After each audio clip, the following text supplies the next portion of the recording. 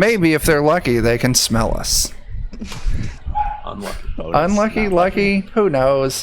Hey there, party people. What is up? This is Defenders of Kobold. I am Chuck, and we're here to play some Mutant Crawl Classics tonight. We're going to be running through the funnel, Seeking the Post-Humans. Fun little funnel adventure, pretty well written. I think we're going to have a blast. But before we kick into this shit, let's go through and do some introductions, because there's lots of faces here. We'll go along what people see on the thing. So, Friendon, you get to kick it off. My name is Friendon. I am available everywhere that illustrations are sold as Friendon, and that's about all I got. I like drawing things, and if you want to see it, just check me out. There you go. Now tell me real quick, which one of your 4 characters are you most excited to play tonight? Oh, that's a good question. I think it is Balloon, and that is because Balloon, shorthand for balloon, has almost no hit points and the worst stats I've ever seen on a character in my life. Yeah, that's great. It's going to be great. Dan. It's me, Dan, with Defenders. We got a lot of stuff coming up, I think, but not this week. Pretty quiet week for us. Just Friday. Yeah, just Friday. But Yeah. I've got a couple things that'll be interesting characters, but I think Hurdalope will be the one that will be interesting. There you go. Tons of stats, no HP. Okay. There we go. Jeremy. Hi, I'm Jim from Grim and Perilous. I'm a big nerd. Love these nerds. I'm really excited to play my giant beetle named Dung. Nice. Super solid. Mostly solid. Mostly solid. Jen.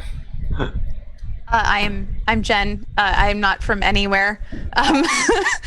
I work in video games. I play lots of video games, and I love tabletop RPGs. I'm really excited about playing Casey Becker tonight because she is the quintessential going to die first in the horror movie female protagonist. So I'm very excited about that. That is solid. Tyler. I'm Tyler. I'm with the Defenders of Kobold. Kobolds? Whatever we're called. Whatever our name is. Already, you know who I am. I think I'm most excited about Jiminy Crickets, who is a grasshopper animal with 18 intelligence and nothing else. Okay. That's easy enough. And last but not least, Jeff. I'm Jeff. I'm from Adventures in Lollygagging. We play a bunch of nerdy tabletop games too, so just search for that somewhere. Podcast, Twitch stuff, all that kind of crap. I am playing the cast of the NPC sitcom Wings, and I am most excited.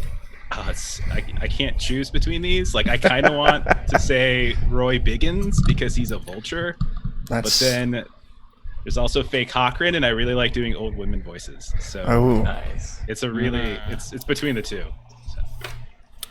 Okay. That's absolutely beautiful. I was very excited to see that because I watched a lot of Wings when I was younger. Ton of Wings. That's where it's at. All right. So I guess let's stop fucking around and get right into this thing. Let's see. I want to read some background information, kind of set the scene, and then read some more background information, and we'll get into it. So in an isolated spot in Terra AD, that's the name of the planet in Mutant Crawl Classics, a mesa rises more than 1,000 feet from the canyon base. It's a high spot of land, and it's elevated. That's elevated and far enough away from the walls of the canyon where it sits. Well, it says it's isolated twice. What the fuck is this shit? I didn't read it very well. Really, really isolated. It's super isolated. So Like, did I isolated. tell you it's isolated? Anyway, Lonely.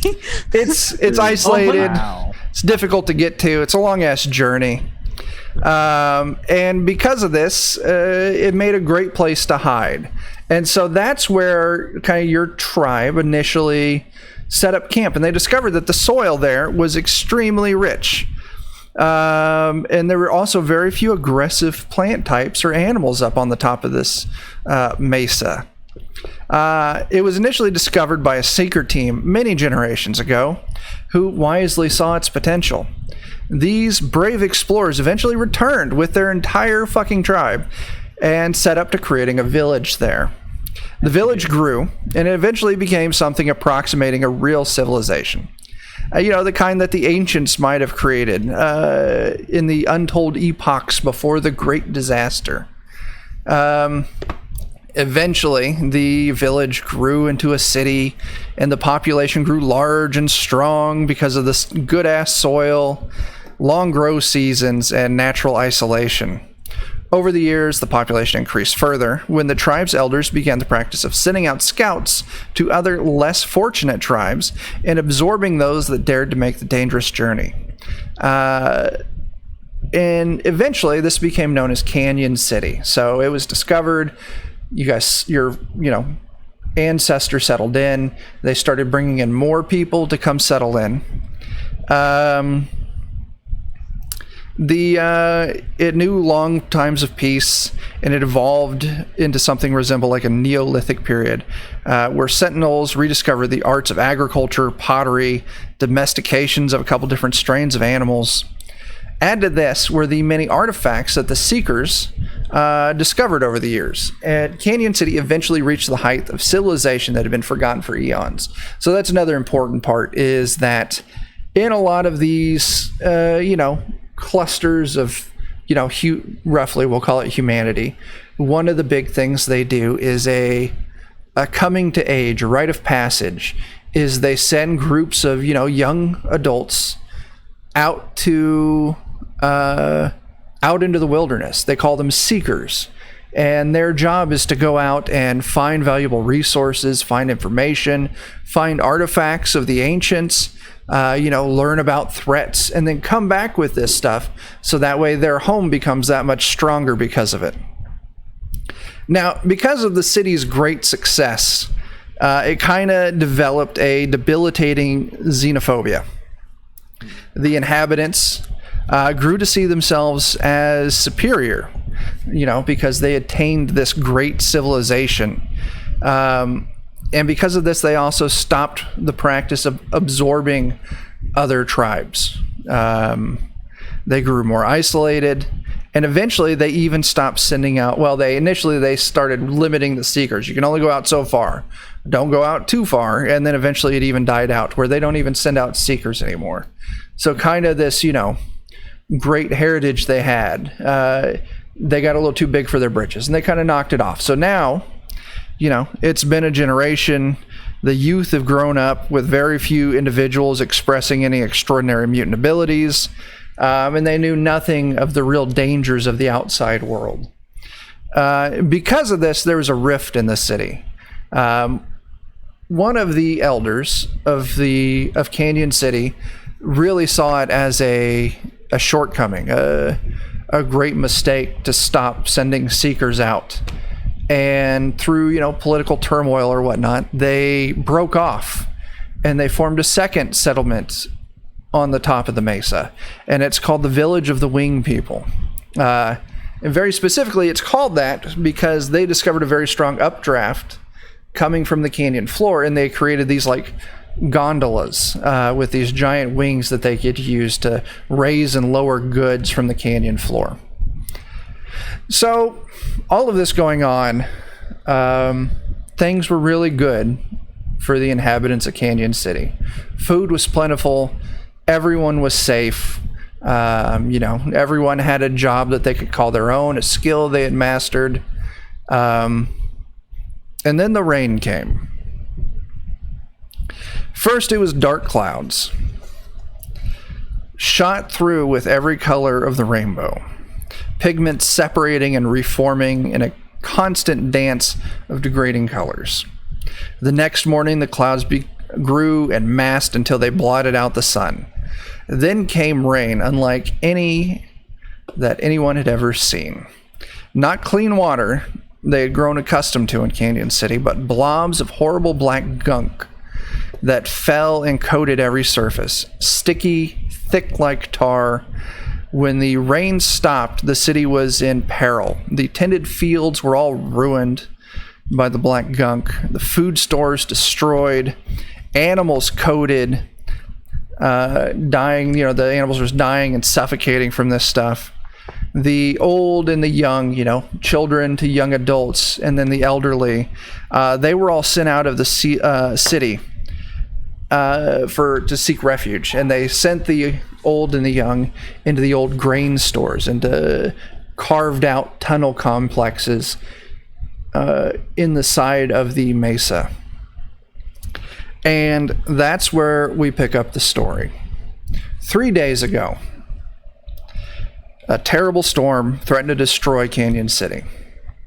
You were led, along with the children, the infants, and the very old and infirm, by a few adults to a cave just outside of your thriving village. More than 400 individuals have huddled into the recesses of a cave network, normally used for storing grain, for what has been an extremely cramped and uncomfortable 3 days. Now, finally, a messenger comes. They come with reports from the city. They themselves are covered in this sticky black substance. They deliver nothing but bad news. More than 4/5 of the fields are destroyed. Most of the Roxen are dead. Roxen are like the giant two-headed cattle from Fallout. What are they called, Dan? Brahmin. Brahmin. I remember this time. Yeah.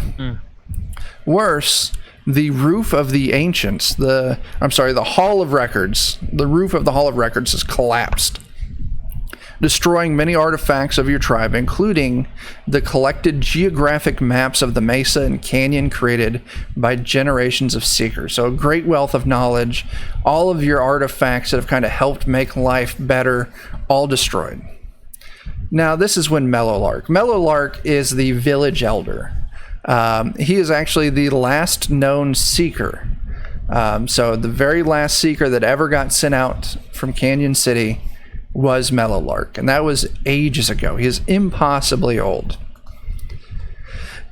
Now, he is infuriated by this, and even more so once the news is shared about the state that Canyon City is in. Whispers start cutting through the crowds of like, maybe it's time to abandon Canyon City. Maybe it's just lost. But Mellowlark, he ain't having that shit. So he stands up and he shouts to everyone. I am not going to do an old man voice because it is just going to be bad. So, our tribe has forgotten how it became a city in the first place. To the shame of all, we have lost the ability to adapt and change. So comfortable we have become. Behind our cultivated fields, newly ruined, I invoke the rite of passage. Now, his words are met with choruses of gasps and shouts of surprise. Mellowlark reminds the assembled refugees that by city law and the fact of his having not only survived the rite of passage, but his subsequent ascension to city elder, it's his duty to call for the rite. The old mutant charges a group of you to leave the mesa and head down to the floor of the canyon to begin your search for artifacts and knowledge. You must also record the distances of your travels. Now that the Hall of Records is destroyed, our maps must be recreated. So that's where we're going to pick up. You all have been tasked reestablishing, make the Mesa great again, as one might put it. So you're quickly too soon. It's still definitely. So you're all loaded up with 3 days worth of rations, and each one of you gets a large leather Roxen carrying sack to bring back whatever it is that you happen to find. And that's where we take off. You don't have any specifics. It's go out, find things, find information, find items to make us better, make us stronger, and come back when you have it.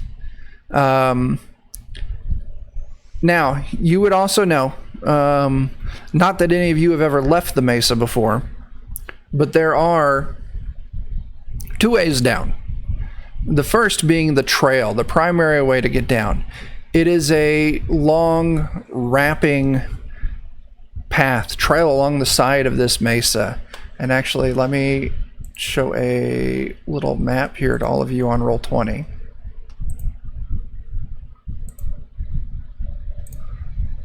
So you can see the mesa, and then to the left there's that kind of white line leading down. That's the trail. It's 2 days. It is not easy. It's very rugged, very steep. It is going to be a very rough 2 days worth of travel. Option 2 is the Village of the Wing People. Now, you know kind of the backstory of the Village of the Wing People, but you also know that they don't think very kindly of people from Canyon City. They see them as weak. They abandon their heritage. So there's been some bad blood between the two villages, but they have the quickest way down to the canyon floor. They And discovered falling. they discovered falling. It's falling with style. With style.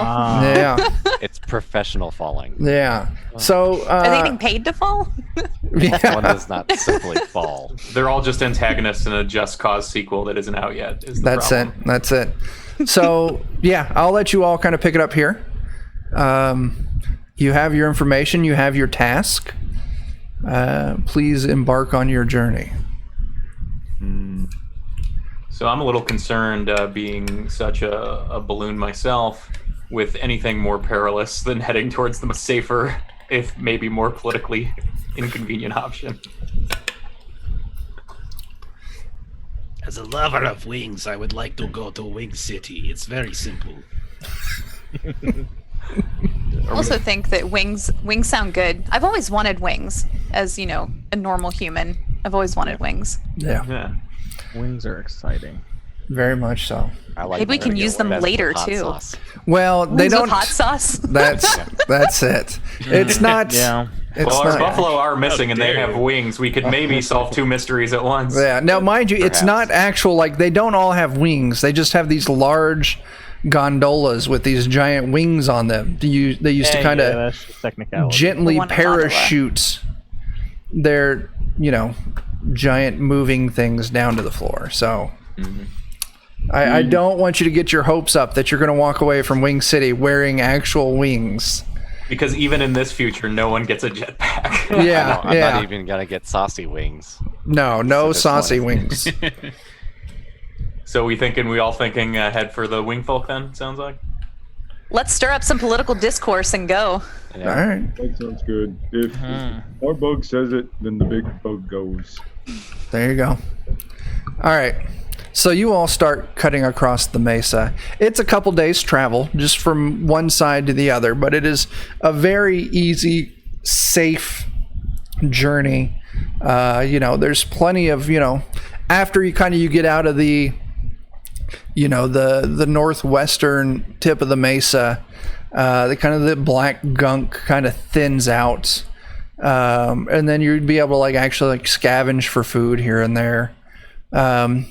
But it's when you hit that, 50% point, you're halfway there. At this point, I would ask whose character has the lowest luck score.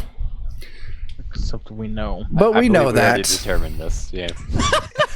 It is Balloon with a luck of 5. Wow. Does So anyone lucky. have luck of 5 or lower? Feel a lot better about myself now. Thanks, Balloon. You're welcome. Oh. No. So that's exactly how I thought that was going to go. As you're walking along, Balloon's enjoying the cool breeze, the lush vegetation, and you enter a small clearing. And it's at this point, it feels like you hear a very faint, almost whistle, buzz, very high-pitched buzz, just for a second. And then Balloon feels a small prick on the back of their neck. And they go back and they slap it, like, what the hell? And then all of a sudden, Balloon just goes rigid, just upright. Eyes start to glow. Mouth drops open wide, and they fall back onto the ground on their back. And from their glowing eyes, it emits a see-through kind of light blue holographic figure. And let me, those of you here in Roll20, show you an image.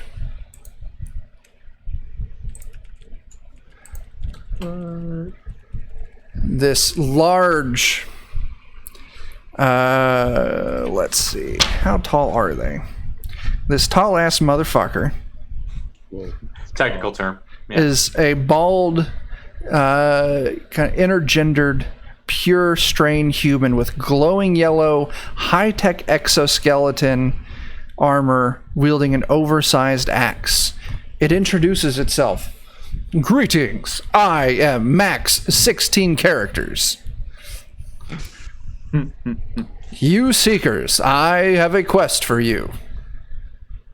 As now it speaks, but you hear the noise coming out of Balloon's mouth, kind of like a drive-through speaker. And this light is projecting the holographic image of Max 16 Characters in front of all you. Will you accept my quest? We're kind of busy right now. We have other quests. We could come back later, perhaps. And very big schedule. I understand, but our quests align. I have information that the rain that fell and destroyed your village, it was not a natural phenomena. It is actually caused by the Ancient Ones. They are the ones who sent the rain. Are they boomers or? They are boomers indeed. Most of them are named Karen. The sticky tar-like substance that has coated your village is actually a compound of seeds and super science fertilizer. And it only requires the growth agent to become an endless supply of cultivatable fruits, vegetables, and grains. If you assist me, I can help you release this growth agent, turning your city into a haven with limitless food. Limitless sounds like a good number. Limitless. What do we know? What do we know? Do we know anything about this race of people at all? You've heard rumors about the Ancient Ones. Now, having kind of lost your seeker ways, it's all kind of fallen into, folklore. But the Ancient Ones were high technology, pure strain humans that inhabited the planet before the Great Doom. So, whatever apocalypse happened to the world, those were, the super science humans that lived there beforehand. So think thousands and thousands, if not millions of years ago. Okay. Does it matter that that I am also pure strain Pure human? strain humans are not, they're not Okay. common, but they're not completely uncommon. Okay. Mutant parents can sometimes give birth to pure strain humans. Everyone is technically human. Well, mutants are technically humans who just have mutated DNA. So every now and then there's individuals born with very mutation resistant DNA, and they are what is referred to as pure strain humans. Do I feel like I know enough about this to know, like, this person to know if they would be lying to us? You could go ahead and give me a personality test Okay. to try and get a feel. This is first roll of the night. Okay, I'm gonna give it to you know what? It would likely be Sydney who's asking about this because she's a real go-getter. Yeah. So she's got no addition to her personality. Okay. So. Excellent. Oh no! Oh. I believe everything. Yeah. Everything Absolutely, that he says. 100%. He is telling the truth. I think we need to do whatever we can to get this component so that we have limitless food. The smoldering, light projecting body of Balloon slowly nods as these words come. Shimmering Max 16 characters just a tad. This is good. I will not lie to you. If you help me, I will help you in this endeavor. Greg, with an intelligence of 4, believes he speaks the true truth. All right. So what he kind of lays out is he needs you all. Now, he has been, he would explain, wrongly ejected from his home. And if you can help him return to his home, he will be able to infiltrate the computers of the Ancient Ones and release the growth agent over the Mesa and Canyon City. So the job is, and all of you, as he starts explaining this, you get a holographic kind of map injected into your heads. And he shows, the map that I showed you earlier.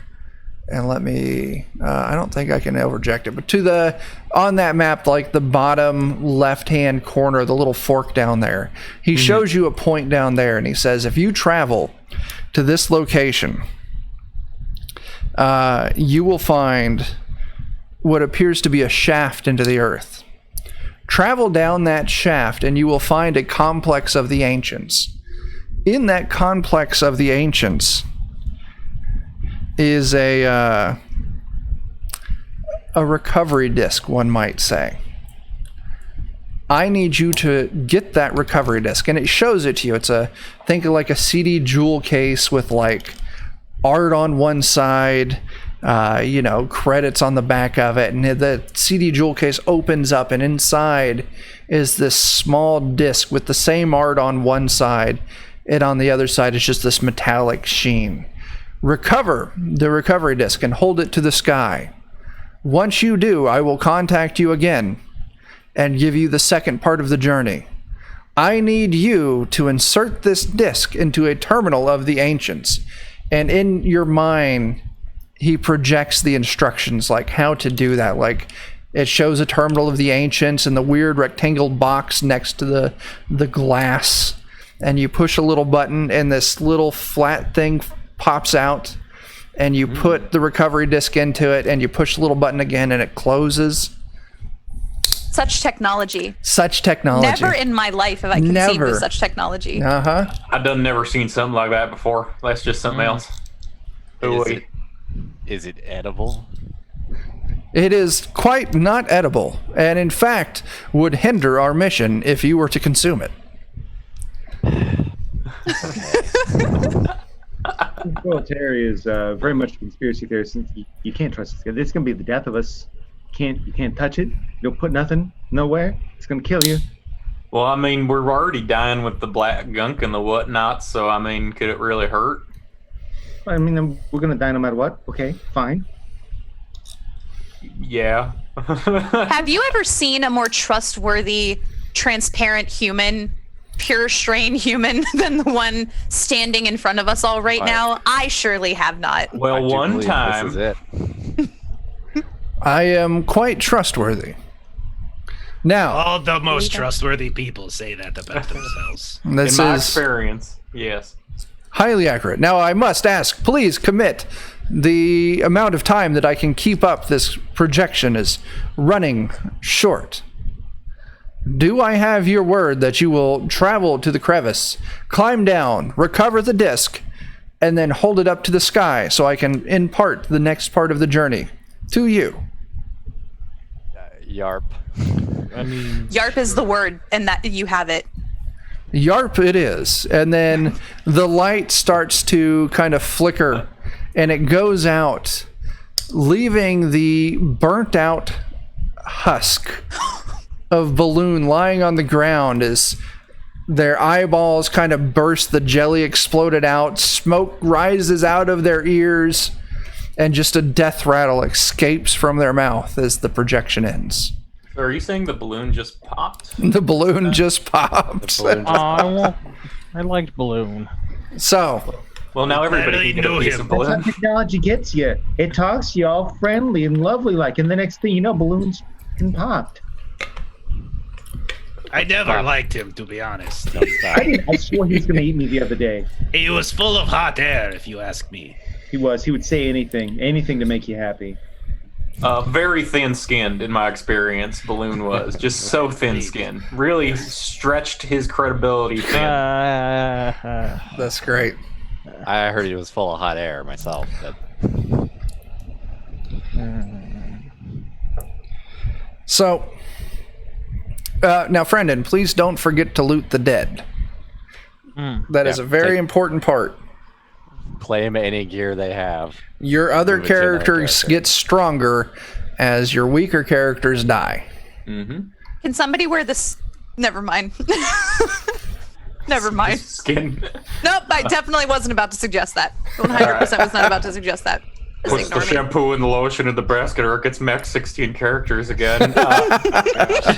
So No. Balloon does have on their person something valuable, a small shiny thing worth 50 credits. Oh. And my characters, being closer to Balloon, are just horrified in this moment and can't possibly search their close friend's corpse. So if somebody wants to take... I have Damn. a personality of like 5, so I have no shame whatsoever. There you go. There you go. Never liked him. He was a piece of shit. At So, least yeah. in his death, I have something. Okay, where are we going now? A big, ugly vulture. There you go. Get wings. All right. Continue the journey to the winged people. I do believe so. Let's go. You all finish your journey across the mesa. It's a very somber walk, you know, after just having watched the balloon pop. As you approach the village of the winged people, now they are, you could almost call it, I don't like more primitive, but their structures don't have the more refined structure. They don't have the, you know, it's just very crude wood buildings. You know, it's not like Canyon City where, you know, you're almost living in like houses and stuff. They're not affected by the black stuff, though. That's Not on this thinned side of the out? mesa. Yeah. Okay. Probably when you hit that half, like a little bit short of the halfway point, all the black goop kind of thinned out. So it was really just Canyon City's side of the mesa that got coated. Such luck. As you're approaching this, and you can see they've got a crude wooden palisade around their village with a couple of guard towers. As you're approaching a couple of the guards, you can see there's guards. There's a guard in each of the 2 main towers that flank the gate into the city. They haven't seen the group of you yet, but there are a lot of you. So if you move any closer as it is, you're positive they'll see you. And we have a plan of action. I think it might be weirder to sneak up on them than to just be straightforward and try to negotiate. Like, I'd be creeped out. Yeah. People were in the... Yeah. I feel like Roy Biggins, being of winged mind and body, would probably step forward a little bit. Hello, winged people. I am one of you. Something like that. We come to negotiate passage to your glorious winged gondolas. I'm looking to fall fast, or maybe Yeah. I need slow. I'm not quite sure. Never Do they wings. call the gondola the Red Bull? That's great. So they see you and they call out, you know, you announce your intention and that, you know, you're here peacefully. So they call out, they're like, stay right there for a second. We'll get our leader. And a few moments later, an older woman comes out and she's flanked by maybe, I don't know, 8 guards, all of the mutants. Disappointingly, like none of them have wings. This is just false advertising. Yeah. What is this place? Yeah. Get out of my town. Really? You wingless people. More like Village they? of the Poser people. Yeah. Now you do How see dare as she they. approaches, she does have a weapon of the ancients attached to her hip, some form of, you know, long-ranged metallic firing weapon, a pistol of sorts, on her hip. As she calls out, "I am Kokolota." That's how the book My calls favorite it. breakfast cereal. I am Roy Biggins. Let us talk leader to leader for passage across. I will speak with you. What is it that you want? We wish to go down in your glorious winged boat thingies so that we might reach the bottom of the canyon safely. We are prepared to offer you 2, perhaps 3 of our idiot friends in trade for proper. Hold on a passage. second. I didn't sign up for this. She would, counter back, like, I have heard and seen the devastation that fell on your side of the mesa. I will not deny you, but I do need payment of some form, and we do not deal in slavery, so we cannot accept your idiots. We've kindly asked that you Fair. leave with all of your idiots when it What comes sort time. of currency do you deal in? What do you have? We still practice the old ways. So anything you have that might be value to us, I might give interest. I think Like Go a ahead. magic You go. sticky rock. Say that again. It's a magic sticky rock. This could be a start. What else do you have? I have a shiny thing that I just got off a balloon's corpse. You Shiny and everything. you pull out Yes, the it's very shiny thing, shiny. and Doesn't get more ancient than she's that. just like, I will take the shiny thing and the sticky rock, and we will call it fair trade. You That's are most good. wise. As wise as me. I've got a large shiny thing, and she took the medium one. Cha-ching. Ka-ching. We're So profiting today. there you go. That's right. Oh no. They escort you through their little village to this, you see some tall, like, poles, like thick wooden poles set up along the edge of the cliff there. And you can see it's got these cables going down, and there's this large, it looks like a small, well, I say small, medium to large size room kind of hanging off these cables. And on the top of this small room, the roof of it, you can see it's got these folded up wings on the top of it. And she leads it to you like, this is our gondola. Please enter it, and we will activate the lift to lower you to the canyon floor. How many does it fit? It's big. It's used to hauling big stuff, so it'll easily accommodate all of you. It's the freight elevator of post. It is a giant padded walls freight and elevator. everything. I Yeah. was totally gonna kick Stone Boy and like the test first. Yeah, this is safe for But yeah, no, it's big. It's a big thing. So yeah, easily you can all fit in there. Now you do need to be careful. There are no railings around the side of it. Because OSHA wasn't a thing isn't a thing in the future. And even if it was, They don't they need observe the OSHA. ancient ways, so there's no. Yeah, there's maybe nothing once that we get. passes code. Yeah. That's it. So yeah, and she's like, at the bottom of it, there's a cord hanging down. We've painted it red. When you're ready to return, just pull the cord and we'll lower the gondola back down to you. Oh. Now everybody do the buddy system and hold a hand. Anybody know what red is? I don't know what red is. I had a Question. friend named Red once, but he's dead. It's When I stab myself, it's red, I think. yes, it Oh, is the okay. color of blood. Okay. And she realizes that was it Roy, right? What was your character's name, Jeff? Roy Biggins. Roy. Yes. She realized that Roy was quite serious when he said that there were idiots among them. Yes, they're a very stupid people. They're very dumb. Yeah, I resemble that remark. And so they scuttle you all into this, gondola. And once you're all in, there's a little bell, and the whole thing just starts kind of lowering at quite an uncomfortably quick pace. Not so much that you're not able to control yourself. You got secure footing, but it's like when you get in an elevator and it's a really fast elevator going down. Like it kind of catches you off guard a little bit. You really get that falling feeling. You really get that falling feeling. Oh, that falling feeling. Yeah, We hit Mach 3 terminal velocity of our bodies at some point. that's it. Perfect. Absolutely. This Stay on seems the very elevator. safe. It has to be. Right? It worked at least one time before, so So it's maybe, a few minutes down. You're guessing you're like a quarter way along your journey down. and all of a sudden there's a very it catches you off guard, this weird screeching noise, almost a scream. And as you're watching, you see the cables. All of a sudden you hear like a weird pittering, like rain along the roof of it.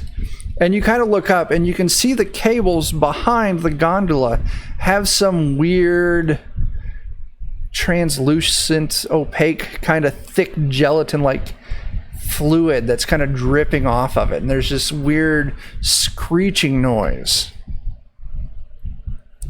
Well, this seems okay. Everything seems fine, right? Is Right, that part well, of the gondola, or Rag will screech back. What character screeches back? Rag. Okay. He's gonna give him a good little. Ree! That's fine. Everything's fine. So it's He's not very behind us. smart. It's like you It's- said, the cable behind Like on us. the rope. Yeah, like the cable goes above the gondola, right? You're going down these cables. And as you hear this weird pittering noise, like you kind of look out one side, you don't see any sign of rain clouds.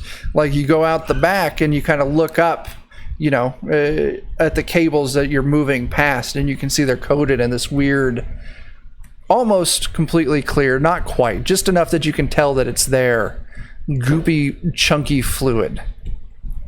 You didn't say chunky before, but It's now now it's there. chunky. Now we've Now upgraded it's to there. chunky. Armed. Yeah. I didn't know this was chunky gelatin. oh, chunky that's gelatin. That, that's like the that worst kind of hardy gelatin. Italian gelatin. It's Yeah. got bits in it. Dan, what was that character's name who screeched back? It was Greg. Uh-oh. This is the correct tense. It's Dan. It's always no. the What's correct- Greg's AC? no. It's 10. Okay. That's fine. Everything's fine, Dan. Don't you worry. Oh no, I'm not worried at all. As all of a sudden, Greg feels an intense bite on his chest. Greg. They don't know Greg. Greg starts screaming as Greg takes 2 points of damage. Hey, it's with an A. It's Greg. It's Greg. Hey, Greg lives on. Grag. Greg is still alive, yes? He's still alive. Cool. Let's. How does this even happen with the character that I own? With a character you own? Is this aggro Greg now? Oh no. He's been promoted to the aggro Greg. So let's go ahead and move into combat. Now, let's roll initiative. I just took us to a different screen on Roll20. Find the big token with your name on it, click on it, and then roll initiative for your character with the highest initiative score, the highest agility modifier. Oh god. Oh, I like that all my tokens are named Disappointment 1, 2, 3, and 4. Yes. That is correct. That is the way it should be. All right. Where did I go? Do I have nobody with those? Initiative. Of course I don't. Select mode. All right. Oh, wait.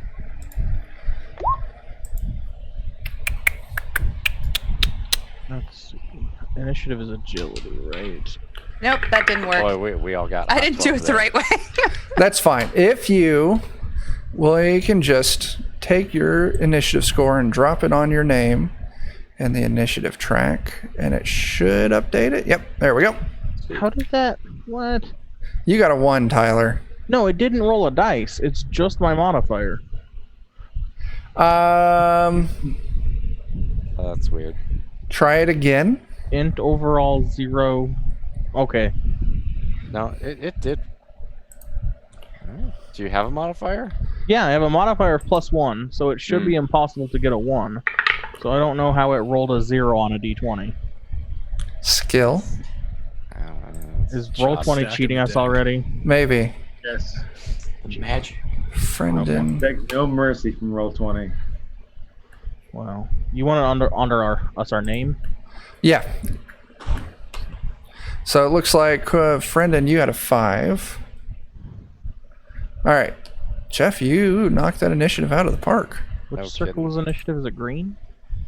I don't fucking know. What? It didn't work. Initiative. Initiative's in the top right. Okay. It's under combat basics there. No. On my token. It didn't associate Oh. with my token either. Oh, you have to go click it. I got first. Yeah.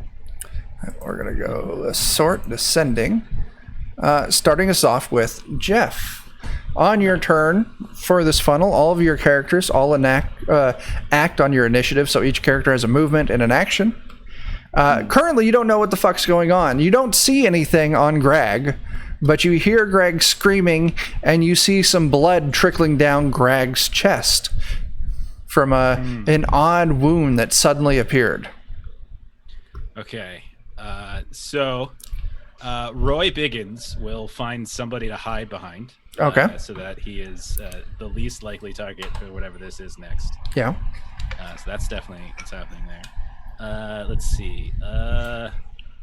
Lowell Mather is fairly intelligent. So is there any way I can kind of look about and see if I can find maybe like something flying overhead that might have shot something at us? Or Go ahead and give me an intelligence test. Okay. Do I do the trained or the untrained one for that? All checks are D20s. Yeah, and a funnel, everything's D20. So Is that trained. it? Okay, so just roll. Okay, so just roll a d20. There should be on your character you can roll sheet. the trained Oh, check so we're trained. button. Okay. Yeah. Gotcha. Okay, so it's a 7. Okay. You hear an odd fluttering noise kind of above all of your heads. Now, you have heard rumors, you haven't come across it before, of invisible bats. And you're thinking to yourself, what if these are invisible bats? That's pretty bold of them bats to be invisible. This is Lowell's voice. Yeah. Okay. All right. So, do I have any like sound of them or anything like that? Can I hear them at all?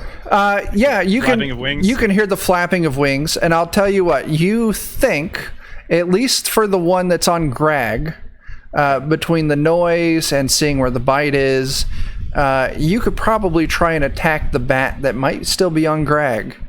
Okay. Now it is going to be a -4, seeing as it's invisible. Okay. Now, do I do that with a different character since I like made a Yeah. check with? Yeah. Okay. So then. Oh, actually, I'm sorry. You don't need to do the -4. Just roll it as is. I've got it built into the AC, so it's Okay. accounted for. All right. So You're factored. and Antonio Scarpacci. Yeah. Is pretty. He's got some strength, so he's gonna step up, and he's got hide armor, and I will go ahead and swing at a flint dagger.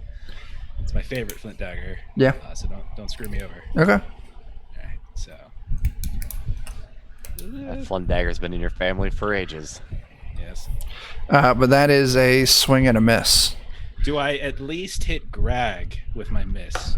Would you please roll me a D30 I mean, this is Okay. probably the most important question. on a 1 through 14? I'm going to make you re-roll that attack to see if you actually hit Greg. Okay. On a 15 through 30, you do not hit Greg. I missed him. How Oh, unfortunate. Try harder. that's too bad. Okay, please do. And then I think the last character I have is Faye Cochran, and she will go ahead and also try to attack. Greg. Okay. The bat and or I meant probably Greg. The bat. The bat. Yeah. Okay. Also a miss. Okay. So is that all of your characters? Yeah, because Roy Biggins doesn't want to do anything. He expects everybody else to do stuff, so he's hiding. I expect you to roll that D30 again to see if you can kill Greg or not. Of course. Oh, yeah. Ooh, so go ahead and give me another attack roll. Okay. Watch this one just be Come on. through the roof. Come on, Faye. Come on. Be clutch. Be clutch. To be the best roll of the night. I'm hoping. Look Oh! at that. I Oh knew no. it. I knew it. Greg takes... Greg is dead. Yeah, that's too bad. Eh. Sort of. It's only sort of bad. Only a little. Somehow, see, this is supposed to be young people, but somehow Faye Cochran didn't get the memo. So she's like this really old grandmother type. That's great. Yeah, she's like, get away, and then starts just stabbing like wildly and missing everything except for. And Greg joins the placid blue forest ghosts of Balloon off the side of the gondola looking in. All right. Good those day are to all be my- Greg. Said no. That's fine. Good night, Greg. So 2 down. Don't worry, his brother Grog is next. Now I'm actually going to move us over to. Did you just change vowels? Yes. That's dirty, Dan. They're both pure strain humans, so I figured they were brothers. Should be Greg and Greg. Do all Greg. humans look alike to your mutant Stan? Is that what you're saying? Wow. Greg and Grog. Wow, Dan. Oh, salty. Hang on just know a second. better. So Dan, Their parents didn't have a lot of good ideas. They weren't very smart either. That's fair. that sounds You gotta about remember, right. Greg has 4 intelligence. Add 4 intelligence. Had. Mad. Yeah. And so does Grog, ironically. They both So have 4 intelligence. anyway, Dan, it's your turn. Oh, that's horrible. And yeah. Grog is gonna take some of his paints and dyes and I think just kind of throw them all over the place in the air. Ooh, Okay. nice. With no real particular aim or anything like that. Just make it a goes mess. over the I mean, it's probably gonna get in people's Make eyes it and a mess. everything. It's gonna be great. He It's gonna be always great. They were smarter already than you. invisible. They were already invisible. It's fine. So you're saying you're pulling out your paint Mm-hmm. and you're going to try and throw paint on this bat in front of you? No, I'm just want to throw like up in the air. Okay. Just spatter paint everywhere. Go ahead and give me a luck test. Oh, good. Oh, critical Oh my God. How did So this happen? go Okay. ahead and roll me 2d3. I'll get 2 1s. Oh well. You successfully coat 5 bats. 5. So many 5. bats. Bats? There's so many bats. Not counting the invisible one that was on Greg. I On mean, one hand, good roll. On the other hand, oh no. Oh no. This is a really big that- gondola. No. that It's invisible a bat large doesn't gondola. exist anymore. I am trying to set up a little map on another screen so we can plot this out a little bit better, but Roll20 is being a real bastard. We made the mistake of not securing the invisible bats before we took off in the gondola. That was our first I know. mistake. Big We didn't mistakes. read the manual. That's it exactly. True. So this is where all the wings are. This is We where should've, we forgot to turn on our little ultrasonic repellent device. I give up on it. All right, so Dan, you now know that there is 1 bat over Greg, and there are 5 bats in the air coated with this paint. All right. Well, the Hertalope is going to try and go after one of the bats that's more visible than before. Go get him, Hertalope. The stone axe. Oh, look Ooh. at that. The Ooh. Hertalope is doling out some hurt. So which bat were you going? 1 in the air? Just one in the air. Okay. Let's go.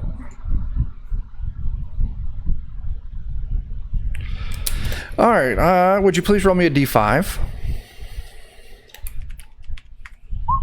Bat number 4 is today's lucky winner. You Of the hurt. slay bat number 5. All right. Nice. So there are now 4 painted bats in the air and 1 over the corpse of Greg. Yort is also feeling pretty positive about things right now, so he's All right. going to swing at one of the painted bats also. All right.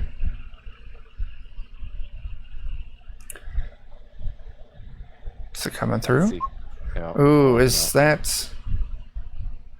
Okay. that is certainly a miss. That is certainly a miss. All right. Anything else? I think that Is that all 4? I put those all under ranged weapons for some reason, but that's all 4. Yeah, Okay. Is that all 4 of your characters? All 4 of them, because Greg spent his turn going. Yeah. Or all 3 of your characters, I guess.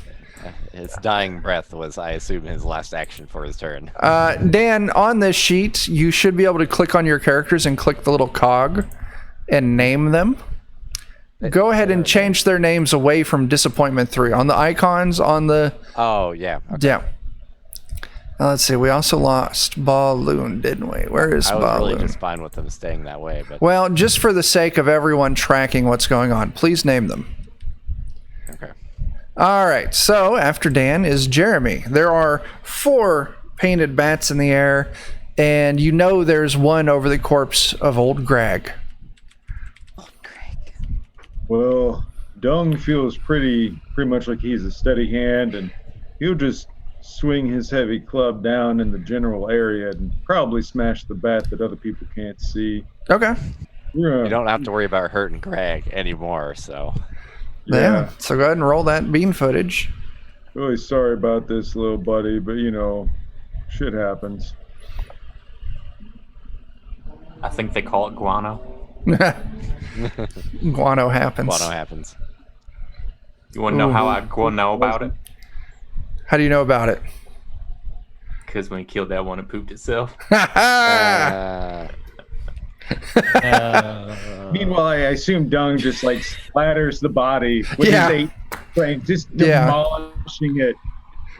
Just ruthlessly beating on the corpse of Greg. This hurts me a lot worse than it hurts you. Because you're already dead, but I still have feelings. Oh, it's so true. And Oh, then there the goes- others will goes just Grom. attack at random bats flying through the air. Okay. So, what's the first character that's attacking? And please roll me a d4 beforehand. All right, next up is Tinfoil Teddy. See, I told you there's a million things out here. They're all trying to kill us. Yeah. This place. This is stupid. This is terrible. I knew we would die in this stupid gondola. I hate Yeah. all of you. If you knew it, you should have told us. I tell you every day that everything is going to kill us. That's Yet true. we still live. It's really strange. Well, I am your soothsayer. Thank you for acknowledging my good luck to you. That's great. So go ahead and roll that attack. Like how you went a little Woody Allen there. It's good. I'm just going to try my best. They're like, oh God, just stay away. Get away 15 from is me. a hit. Oh my God, you freaky bat. Since it's one of the painted ones, 15 is a hit. And 5 damage slays it. Yeah. There are now 3 bats fluttering about in the air, and the one still over the location where old Greg was. All right, so the coward's done. Next up is Handyman. Yeah. Handyman's going to try and go for one. Do I need to roll like a D3 or something? Yeah, go ahead and roll me a d3. I roll a D3. There you go. All right. All right, now I'm going to like attack one of these something. Sure. Do a little something, something. Yeah, that's what I do. Just going to reach on out there and touch somebody. Maybe. Maybe, come on. Come on, touch somebody. Oh. Maybe I hope I touch Greg. Greg. All right, so you got it. You critically failed. That's 1 on the fumble table. Your incompetent blow makes you the laughing stock of the tribe, but otherwise causes no damage. Even Greg is laughing. Even Greg, old dead Greg, is having a chuckle at you. The 2 force ghosts of the slain party members are just elbowing each other and pointing and giggling. Yeah, All 4 of his hands get raised over there. Come on! Huh? that's great. Invisible bats! Come here, break.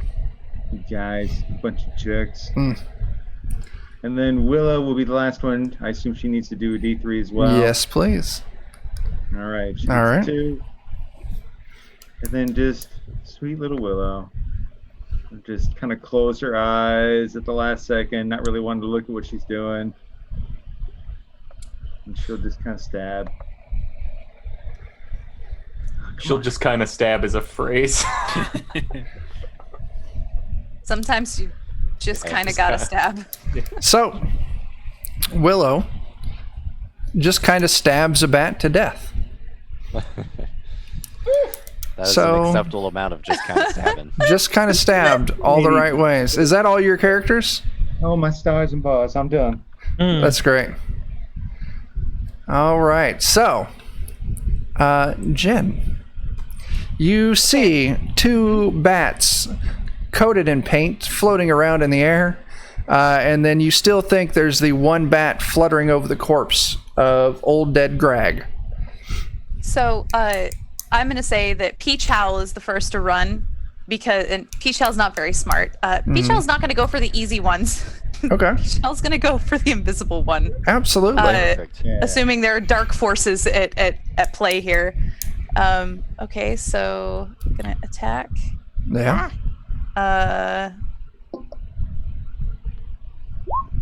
Ooh, that is. So Peach Owl goes up, swings or stabs with the stone tip spear, and just catches air. Good effort. Okay, so Zaykid is gonna go next. Zaykid is like a little bit smarter than Peach Yeah. Owl. So it's like, I'm gonna go for one of the painted ones because I think it's pretty. So Yeah. we will see what happens here. Not super good at this, but we'll see. Oh god. No. Not happening. Once Stabs again- the spear in the air. Nothing occurs. Maybe, you hit the roof of the gondola a little bit, but just a whole lot of nothing. We all go crash. Just don't pop the balloon. Yeah. You end the gondola's life instead. Yeah. Oh god. Save us all from not this. not what I want to do right now. Casey is gonna go next. Casey Becker is gonna go next because she's like, I think I can do this. She's a little smarter. She's gonna see what she can do with a stone tip spear. All right.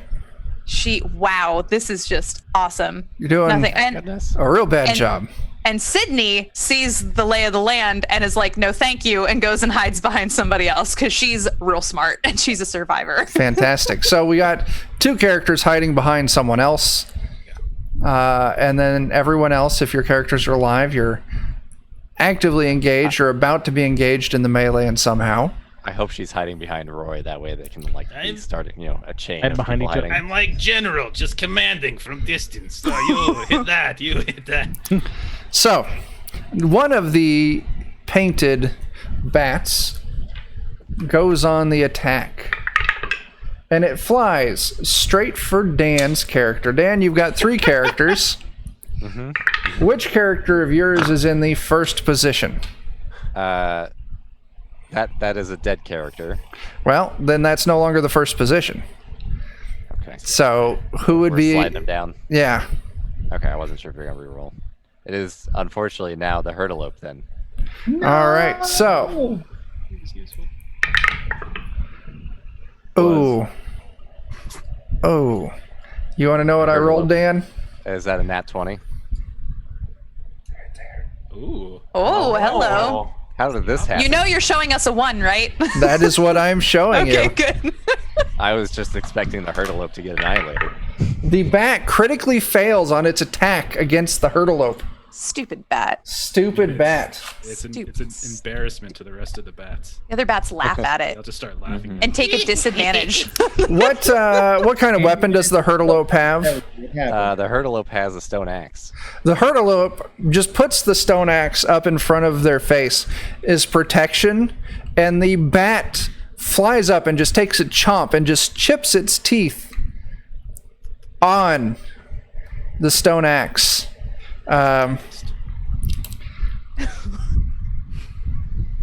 Bat Is there a dentist. Is there a dentist Is there a anywhere bat on this dentist? gondola? Yeah, is there a dentist?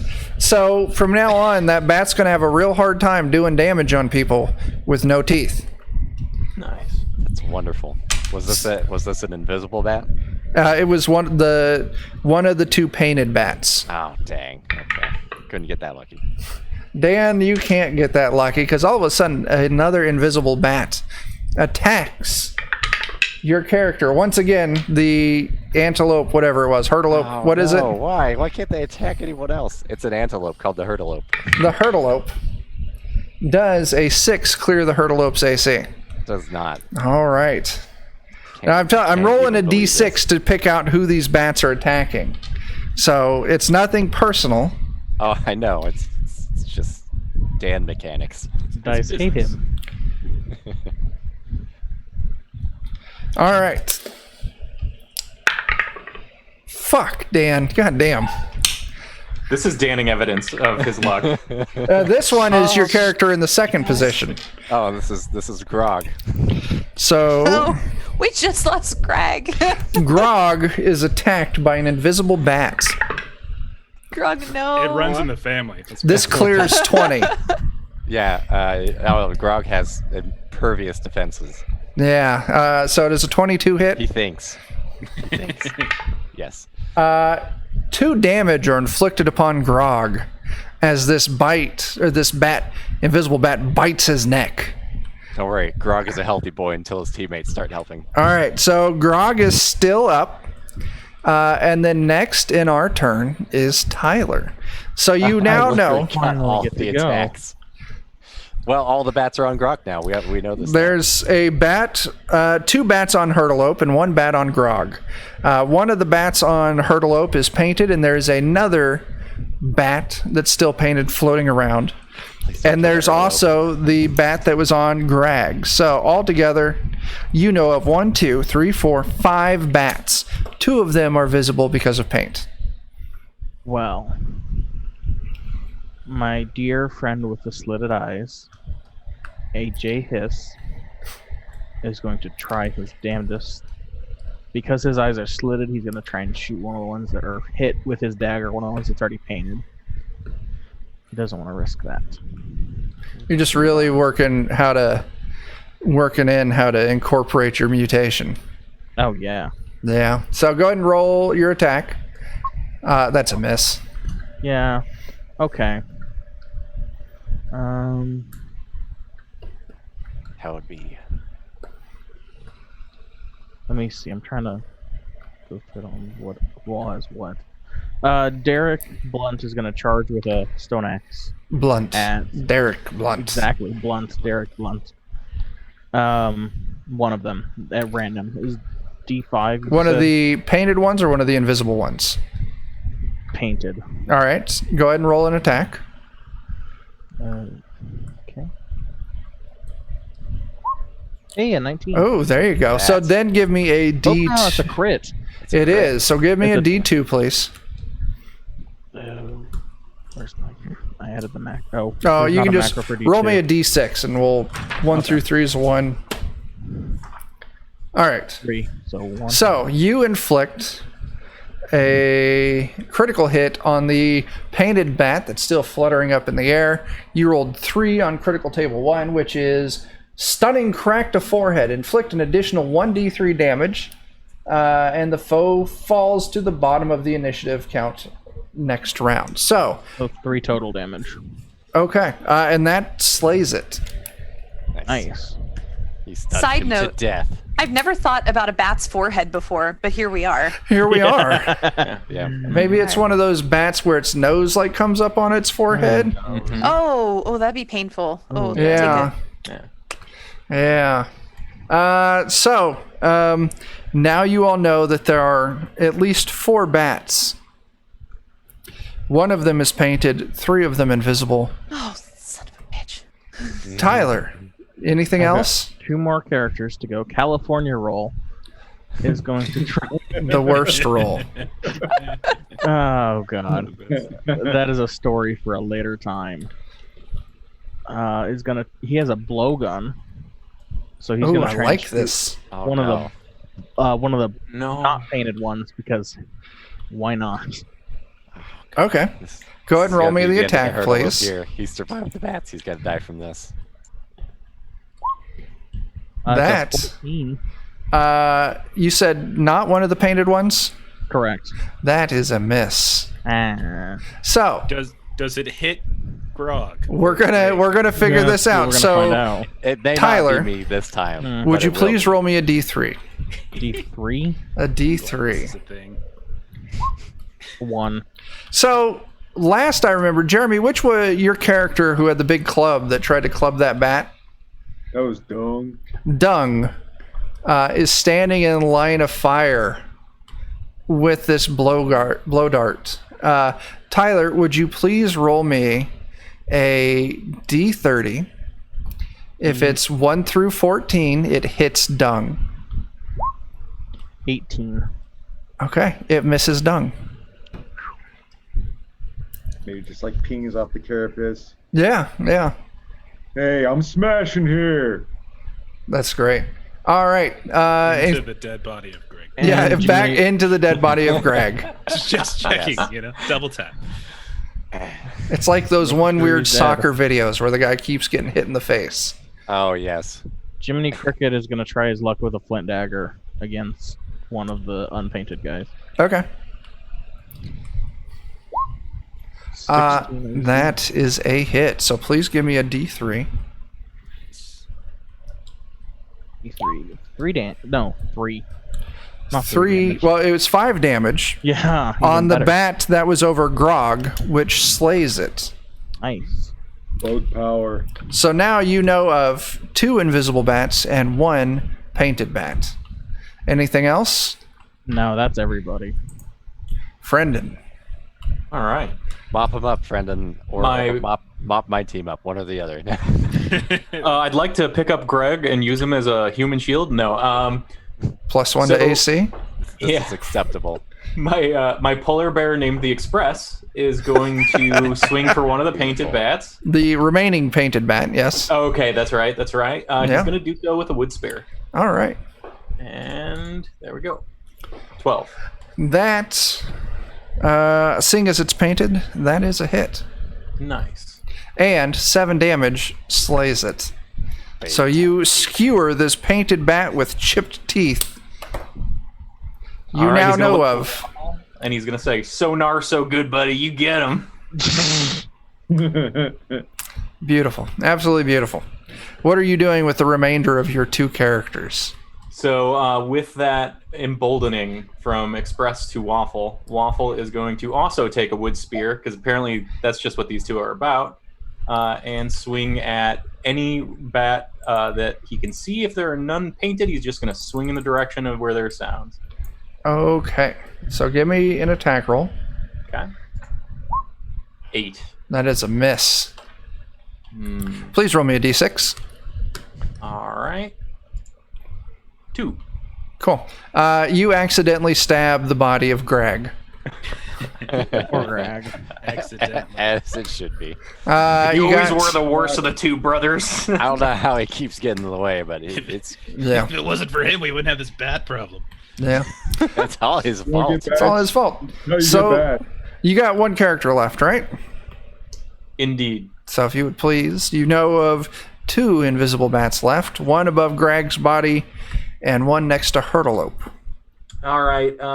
Needle Ned, so named for his flint dagger, is going to run over and stab the one next to Hurtleope, hoping to hit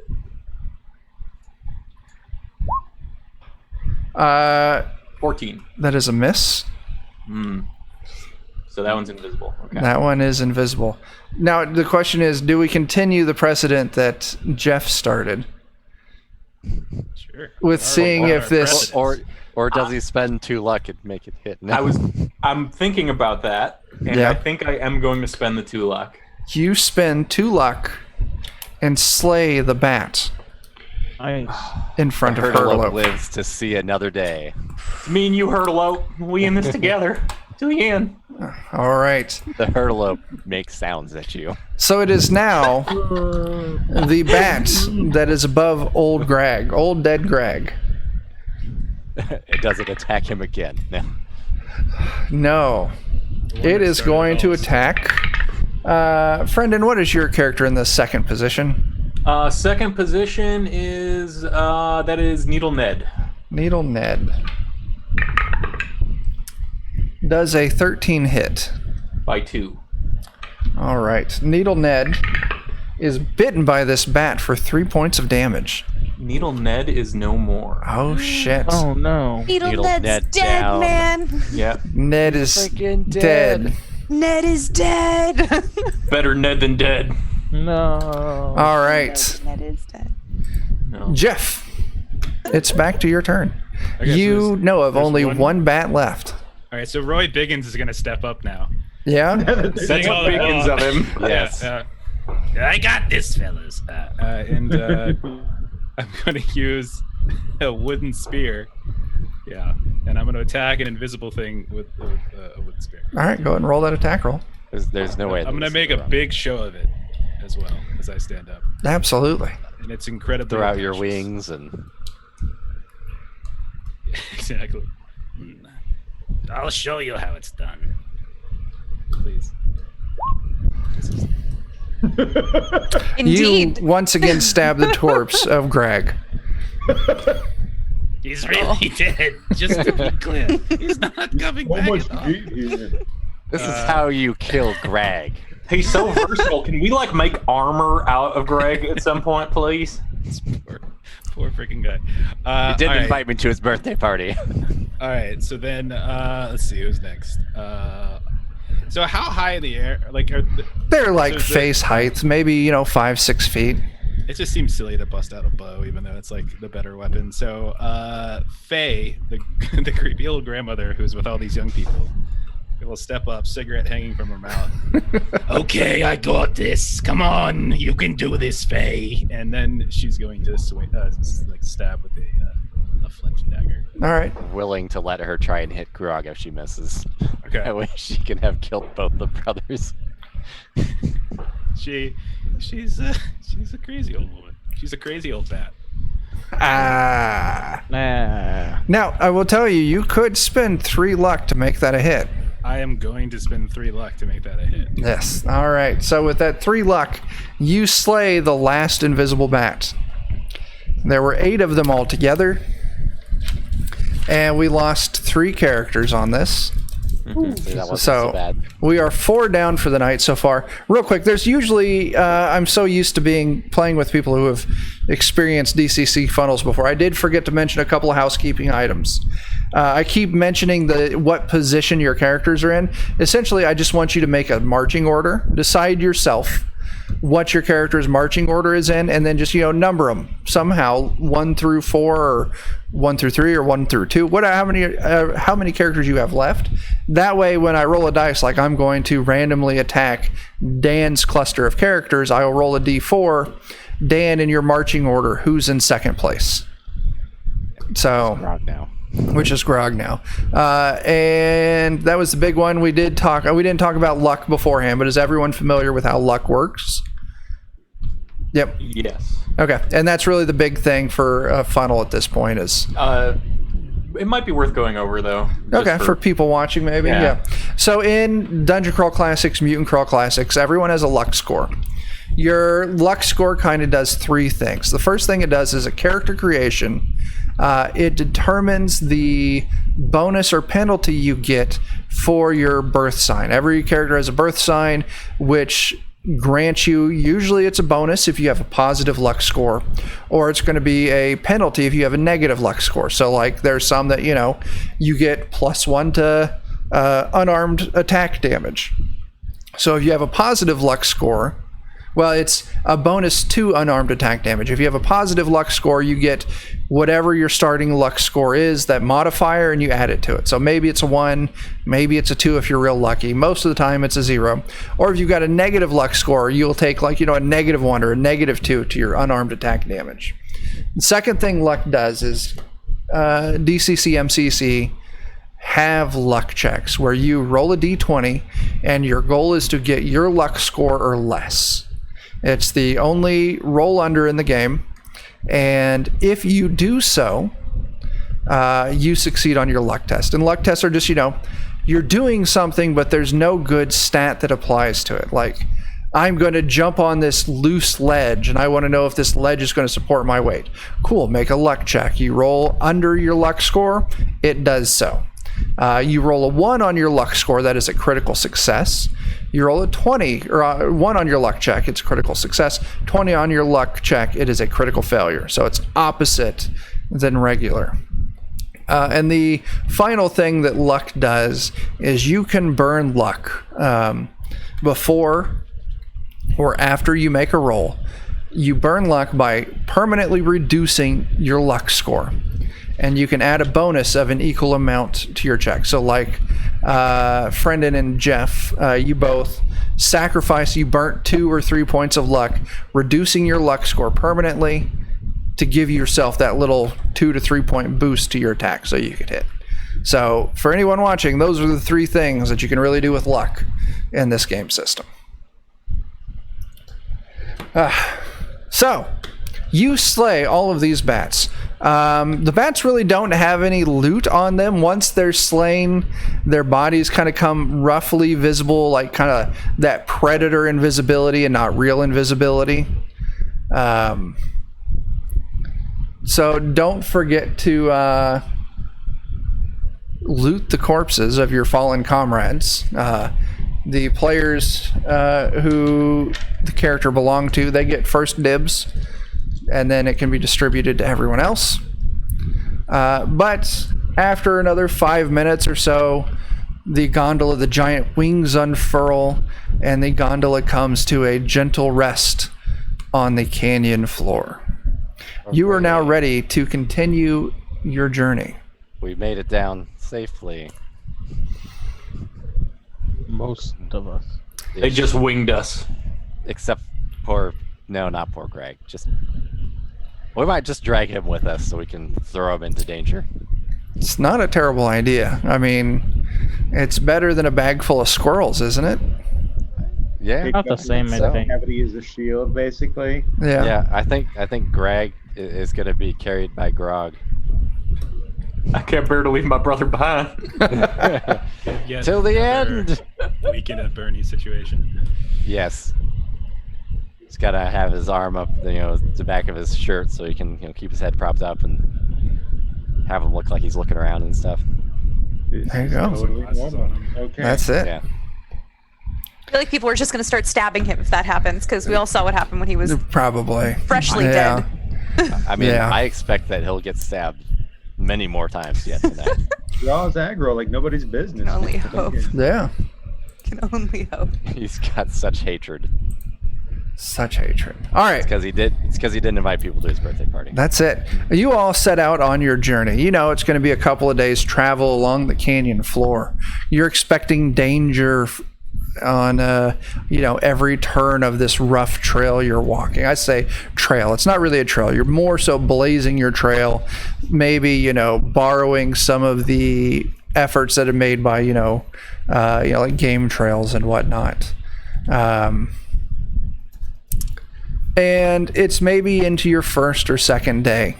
You're all walking along. I would like each of you, your character with the highest intelligence modifier, please roll me an intelligence test. Trained, because we're level 0, right? Yep. So just click the trained next to intelligence.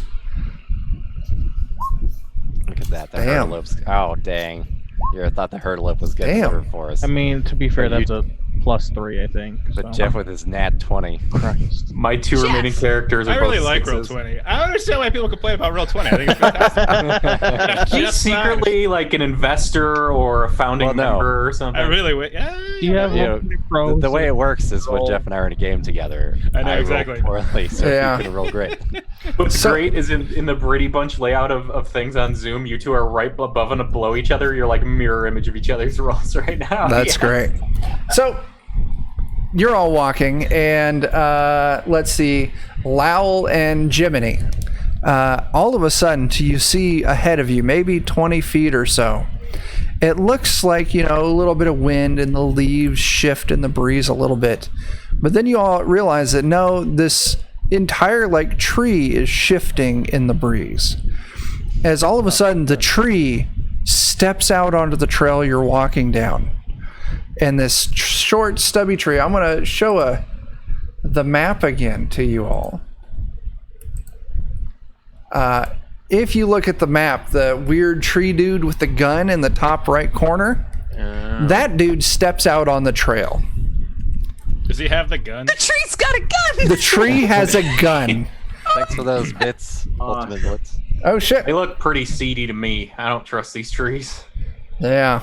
So Your puns are Work on for the bourgeoisie. Oh my god. Ah, I love it. they're great.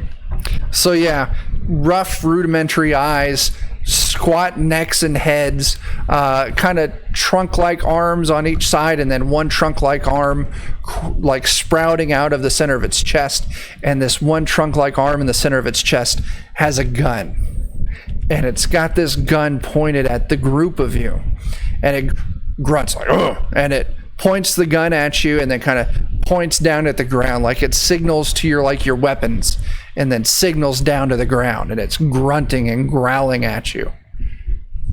Aspen's got a gun. The song. Fellow tree person Willow will step forward and kind of hands up, unarmed, just kind of acquiesce. Needle Ned's gonna say, fuck this, and blow dart as Willow is stepping up. Oh, jeez. Forget peace. You're about to get blow darted. All right, right back I just into lost initiative. half my fucking party. Here we go again. Trees are going down. Yeah, we're back in initiative. Holy shit. Keep an initiative or re-rolling. We're gonna re-roll. So go ahead, work on re-rolling your initiative. Hero initiative. Cool. Cool. Oh my gosh. This is so great. I can't remember which one of my guys has the positive gosh. initiative. It's so bad. We should make like a tree and get the fuck out of here. That's my Make line. like a tree and get some guns and shoot people. Yeah, that's the real trick right there. Weird. Whatever. Right. Where did we go wrong? We came into this gunfight with sticks. Well, at No, least I it can am- only go Technically- up from here, Daggers right? and spears. Technically, we may have made most of our weapons out of what this tree is, so it probably has a deep vendetta against us. Yes. Does everyone have their initiative entered? I'll have you know that I Nope. killed a free range flint rock for this dagger. Oh, sorry. Gotcha. Yeah, I had the same thing Tyler had earlier, where somehow I rolled a 0 on a 20. That's weird. Tyler, you had a 19 Weird. for initiative, yeah? This time I rolled an 18 plus 1, yes. All right. So, with everyone's initiative plugged in, who is for Sydney? And 2 That's- Express. That's me. Okay, so when you guys click to do the initiative, the big Defenders of Cobalt on Roll20, click on that and it'll just drop you with your name into it. So, 2 Express was who? Me, friend. Okay. So, Friendin, I'm going to find your name in the list and change that. I changed mine already Cool. Very cool. because I didn't can- know Sydney was doing that. You can delete Antonio. Okay. So does Not for my everyone have their initiative correct in there? Yeah? Tyler, you're up. All right. Well, let's go through these guys.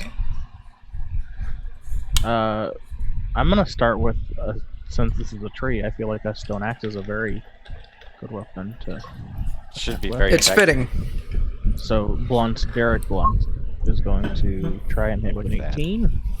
Oh, 18. Very nice. You run up on this giant tree. You connect with your 18. Your 6 damage is not enough to drop it. It's a big tree It is a tree. doing some work. Timber. I'm gonna get timber. California Roll is going to use a splint dagger and try and chisel some more out of this tree's trunk. Okay. Gonna carve your name into it. Yeah, 19. Damn. Boy, Does look at 4 more that. damage. It's still up. If this was 4th edition Dungeons & Dragons, this tree would be bloodied. So I guess we could call it sappy. Jiminy is going to carve some more initials into it. Oh my god, that's a crit. What the Fuck, heck? dude. Yeah, Power. roll 20. Perfectly fine. I'd say calm down, but don't. Uh, 20 is great. So 4 on crit table 1. Strike to foe's kneecap. Add 1d4 damage. And foe suffers -10 penalty to speed until healed. There it is, So the you've already got kneecap. 5 plus 7. You murder the fuck out of this tree. What's a gun, guys? I knew we could take him. Is that all your characters? No, I had one guy left. Never All right, mind. what's the guy doing? Pick up the gun. Yeah. Was that the, he's gonna pick up the gun. Thank you. Okay. I All thought right. we were only fighting one enemy, but Dan, it's your turn. Is there anything to do? We're in a forest. All the other trees are going to attack us now. I know. I guess I'll wait for the next tree. Okay. Are you doing so with all your characters? Throw paint Yeah. around. I mean, I hope that they'll attack it whenever it shows its tree. So you're holding action. Yeah. Is that what you mean to say? I mean, if I'm having a turn, I assume there's more danger. So Okay. So you're on the ready. All of your characters on the ready. I'll tell you how we're going to do this. If another threat pops out, your characters can make an agility test. And if they pass that agility test, they can attack before this threat. If they fail it, they can attack after it. Which they now need to do because behind you on the trail by 20 feet, another tree dude pops out with another gun. there he So is, Dan, guys. give me your 3 agility checks real quick. Okay. 1 second here. while The I'm Gun DC store is around 10. here somewhere? What's that? A gun store around here Well- somewhere? These guys are really well armed. This is where all the good No. weapons are. They're in the forest. Apparently. Yort? Yort? Yort makes it. So Yort spins around, and you can take an action real quick. All right. I need to move those off of ranged eventually. Yeah. Too lazy to do so. 10 does not connect. I didn't think so. But this tree dude blasts Yort right back with his gun. Yeah. Not surprised. Yort was basically asking for it. Look at me, Mr. Tree. Fuck me sideways. Critical fail. Oh my goodness. Oh my god, roll 20 is on our side and the real dice are failing. Like- Chuck. So it's a natural 1, or it's a 1 on the thing, so it's just a miss. So nothing cool happens. But then we move to Jeff. Okay. So, Oh, hang on a second. I'm sorry. That was incorrect. Now, Dan, your 2 characters who failed their checks can take their actions. Okay. I missed that. So yeah. It's all good. Grog is gonna attempt to give him a little carving with his wood spear. A little poking. Yeah. Maybe a lot of poking. Good grief. Ooh, nice. Cracked a forehead, an extra D3 damage, and it falls to the bottom of the initiative next round. That's So 7 damage total. this thing is still up. Is it sappied? It I think this is the not. first damage. Yeah. So This is the Dan, first time yours, we've done damage. your last character. Don't worry, the Hurtleope's coming in with his stone axe also. Yeah. Knock that It tree. seemed like it was really effective last time. On with its some of these ass. ones, so 19 hits, 5 damage. There we go. This thing is still up. It is now sappy. You know, roll 20. You can spread these rolls out over like multiple sessions. Yeah, that would be great. All right, Jeff, now it is your turn. okay. Can we go in any order, or does that have to be Yeah, marching? your characters can, in combat, it can happen in any order. Marching order only counts when, like, you're marching. Perfect. it's more for Okay. checks and things. Lowell will go next. He's gonna do something bold. Ooh. He's gonna gonna- charge at the tree in the back with a wood spear. And Oh. say, yeah, this one was your mother, and then Oh. rest. Oh no. Wow. Wow. I mean, he didn't really mean it. He just Yeah. okay. So just throwing that out there. Okay, so wood Yeah, make- spear. Ooh, that's a Yeah. that's a solid no. Yeah, she's really crooked. And then I think She always Hey. was a stiff. yeah, couldn't see straight. That's why I killed her. Next is gonna be Faye, so my Snow White mutant old lady, who will at this point I'll use the bow. This is a good time, I suppose. So she'll stay at range and she'll go to fire a bow. Perhaps. And she, probably I don't care if it doesn't work out, but she's gonna shoot. She's still got like a bat like hanging around her neck like it's a necklace. Yeah, Gotta show you youngins how it's done. absolutely. And, she will fire her bow. Oh, that's not what I meant to do. Enter a 2 if shooting from medium range, otherwise leave it 0. We'll call it. Yeah, leave it at 0. Okay. Oh, it is You don't even still have up. Don't even have to shoot Grog. But that's a solid hit. Okay. But will okay. anyway. Then Antonio, who is basically a bright red fire ant, he will go because he's a mutant, he's insectoid, and he's bright red, so that makes the most sense. So he will go charging in with a flint dagger, and he will leap and try to stab it. He's gonna look for some sort of like soft spot, like where the sap's coming out. Really. Sure. Yeah, so that's what's. Ooh, dirty that. 20. Dirty You slay this thing. You're damn right it does. It's Antonio Scarpacci. So Patchy. the group of you kill these two tree creatures. They tried to mug you, and immediately combat broke out, as it should, and you successfully slayed them without really taking any damage. Yeah, joke's on them. They got mugged. Their bite is worse than their bite. So once the two trees are dead for a moment, you kind of stop, listen, see if you pick up signs of any other movement, like maybe there's more trees out there in the woods that have hostile intentions. You hear a muffled yell for help not far from the trail. Does anybody want that last gun before we depart from here? Now there are two guns. Who's taking the guns? I got one, but I'm willing to give it to somebody who has better range-iness than me. I'm negative in range. I'm just saying, I'm not saying I'm the best that ever was, but I'm pretty good, says Handyman, despite his embarrassing All right. failure. Handyman, is that the gun that was in the front or the gun that was in the back? That'd be the gun in the back, I think, because All right. Tyler's got the one in the front. Yeah, I have the one that's in All the right, front. And Tyler, your gun has 7 shots. Okay. Jeremy, your gun has 6 shots. Just let them know what the dice are on that gun. I was getting ready to. How crazy it is we didn't die. The guns, it's an agility attack roll, so D20 plus your agility modifier, right? Damage is 3d6 heat damage. Damn. I hear that's good against trees. Yeah, Yeah. But minimum roll will kill most funnel characters. yeah. 3. Yeah.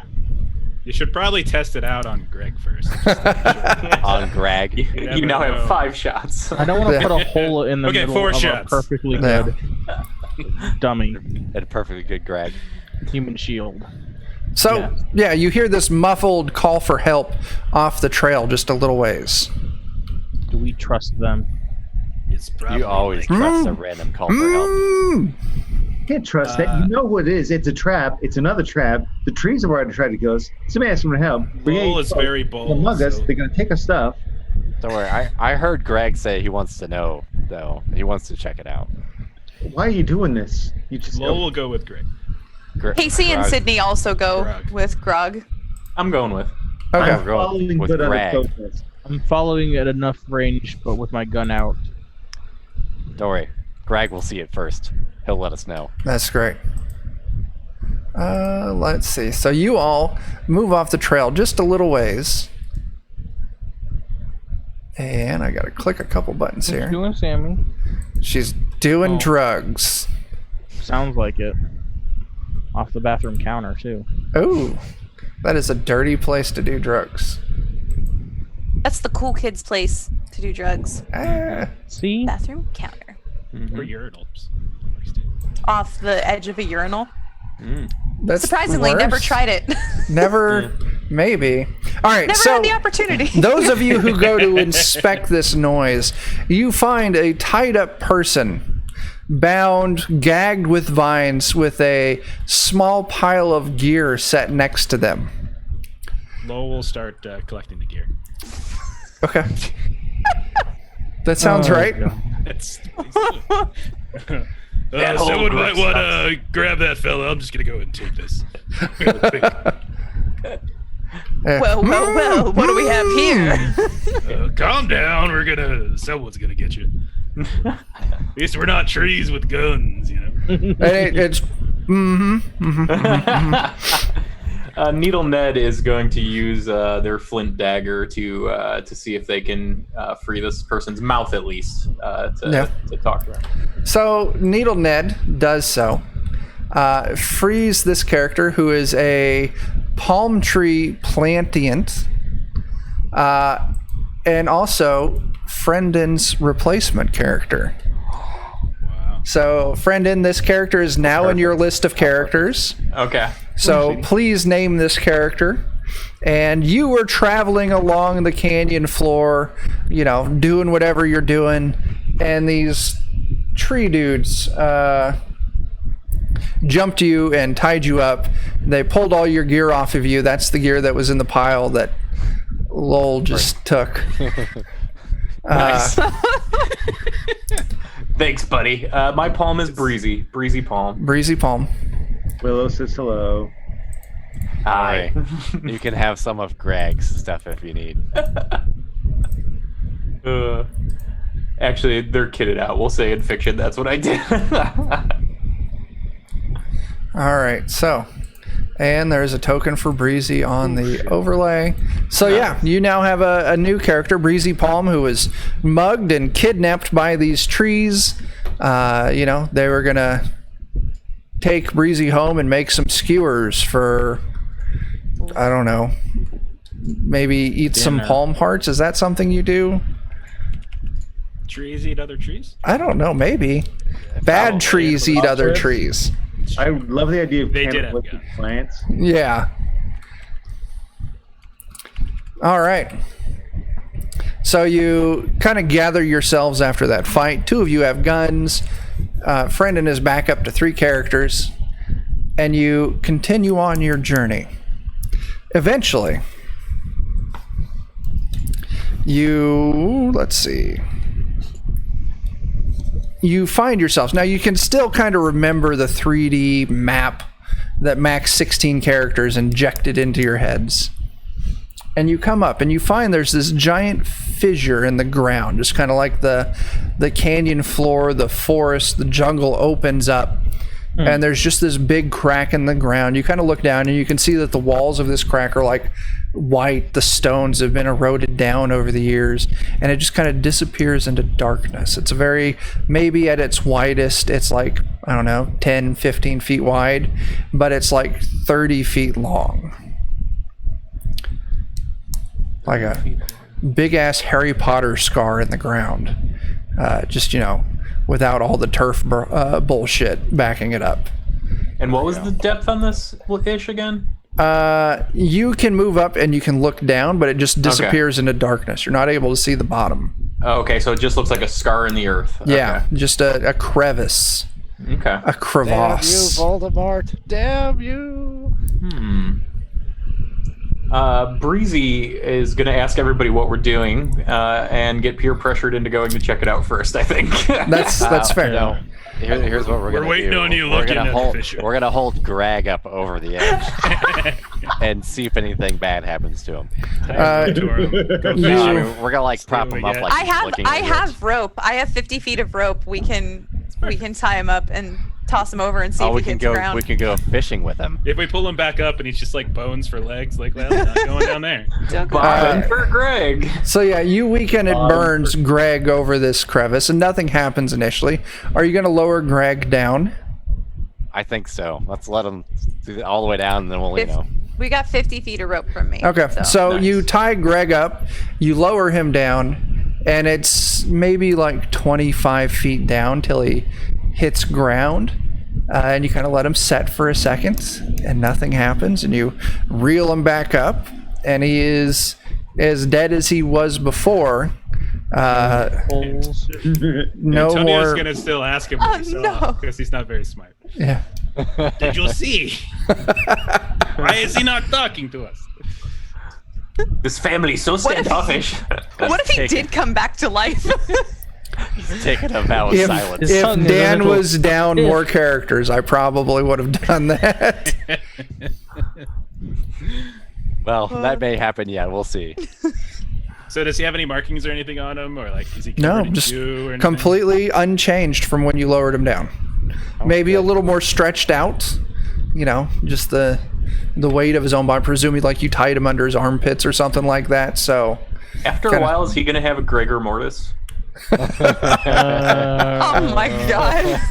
Oh my It hurts and it's great. I think Twitch just banned us. I would not blame them. I'm surprised that we're not banned yet. Would not blame them. So what's the plan of action? You know it's like 25 feet down. Well, Greg checked it out and he said everything was good, so. But yeah, Not getting that that's a joke, Breezy, is because they don't know names yet, is going to be like, all right, I guess. That's Let's tie that rope off and go spelunking. okay. Now it is pitch black down there. Does anyone have any kind of light source, or do you want to spend you do? You got a torch?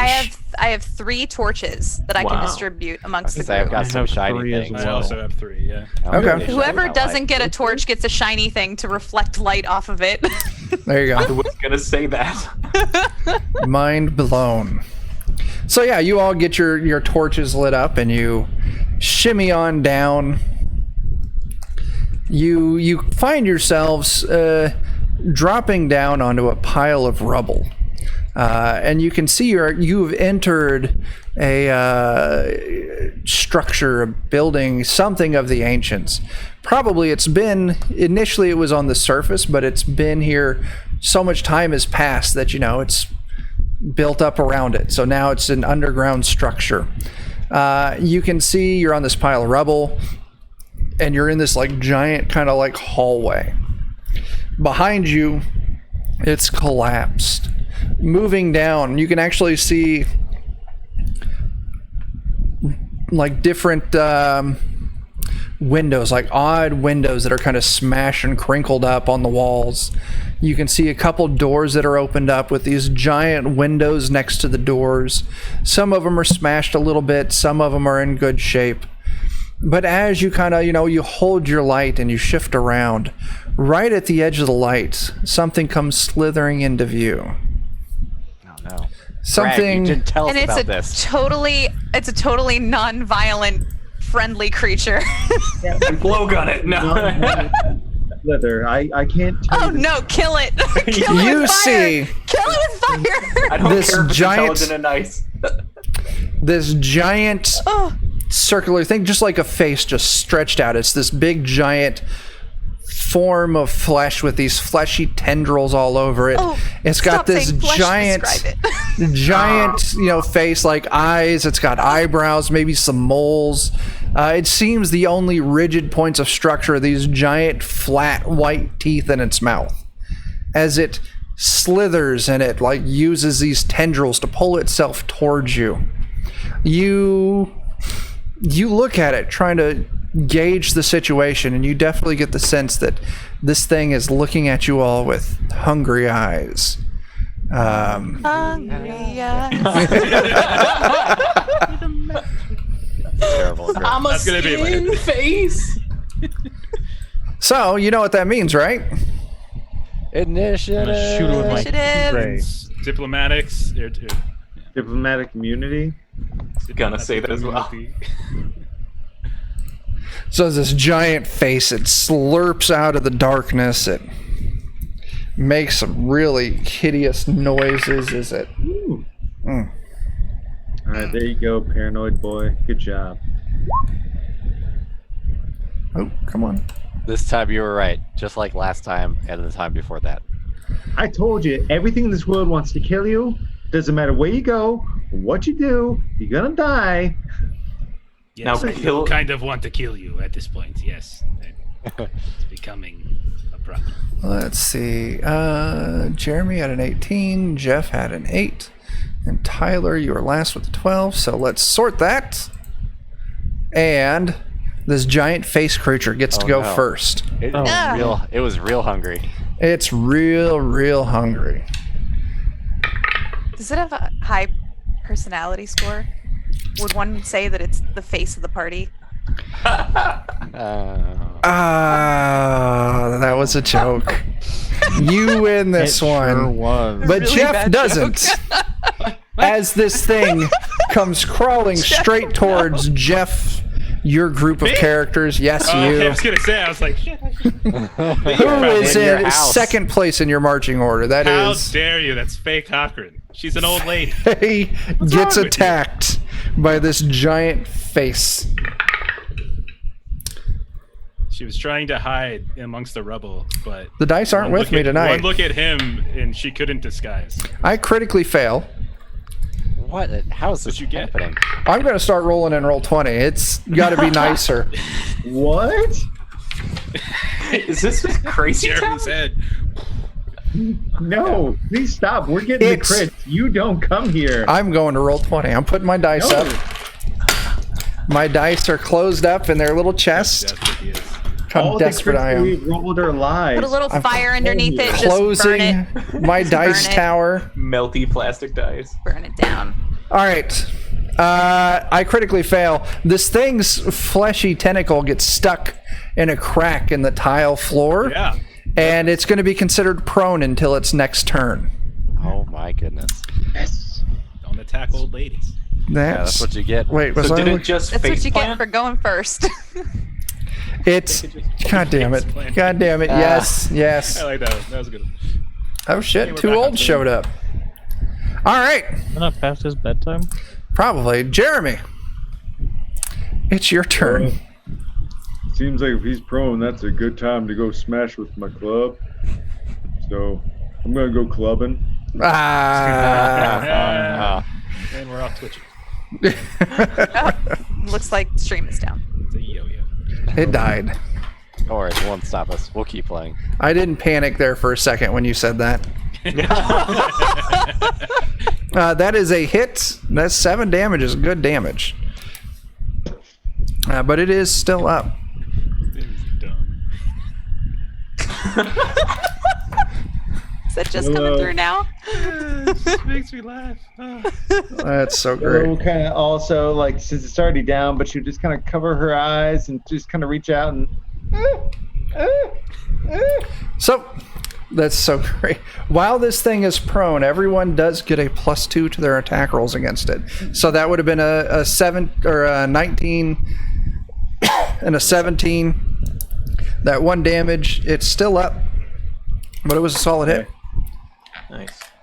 Not getting eaten by some stupid hand. I can swear to God, if I get eaten by your stupid teeth, I'd be so angry. Just die. Die. Please, God, die. Oh my God. Oh my God, no, it's twitching. No. Oh, no, that's a miss. Got startled on the way there. And then meanwhile, I know it's on the ground. Normally, I think when something's on the ground, it's like a bad thing to shoot. with Only it, for ranged, right? yeah. But what if you just walked right up to it and just put the gun like right to it? I think Yeah. you can still screw up. Sure.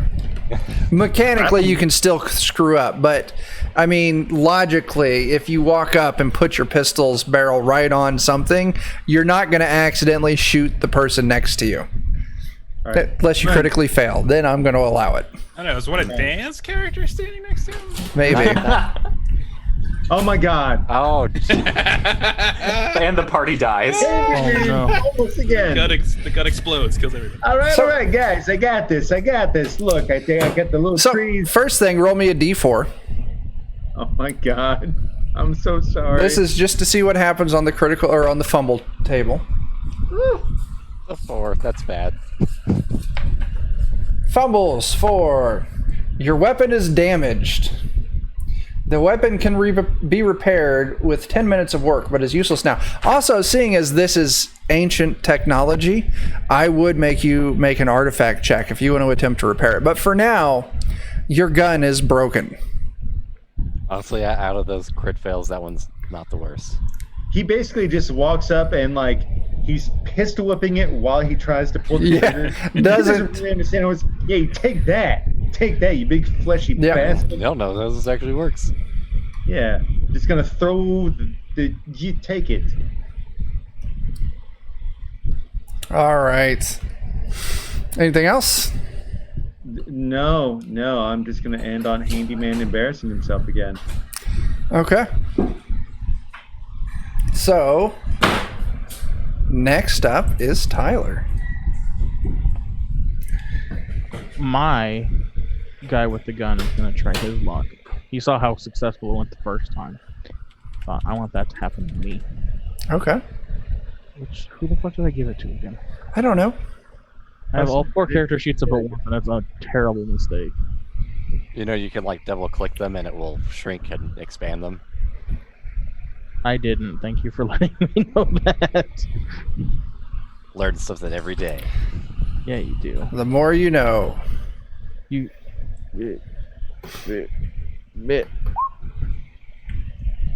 13? Does a 13 hit a giant face? +2. Yes, because it does have a +2. It is a giant face. You hit this thing for 7 damage, but it is still up. There was 2 1s and a 5. What are you talking about? My Oh, your damage roll? Yeah. Yeah. That's just how it is sometimes. Yeah. All right. What's your next character doing? Well, it's a giant face on the ground. I'm gonna try and axe it. The question.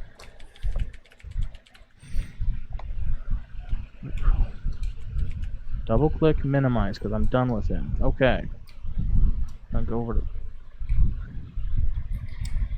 this guy. Yeah, sure.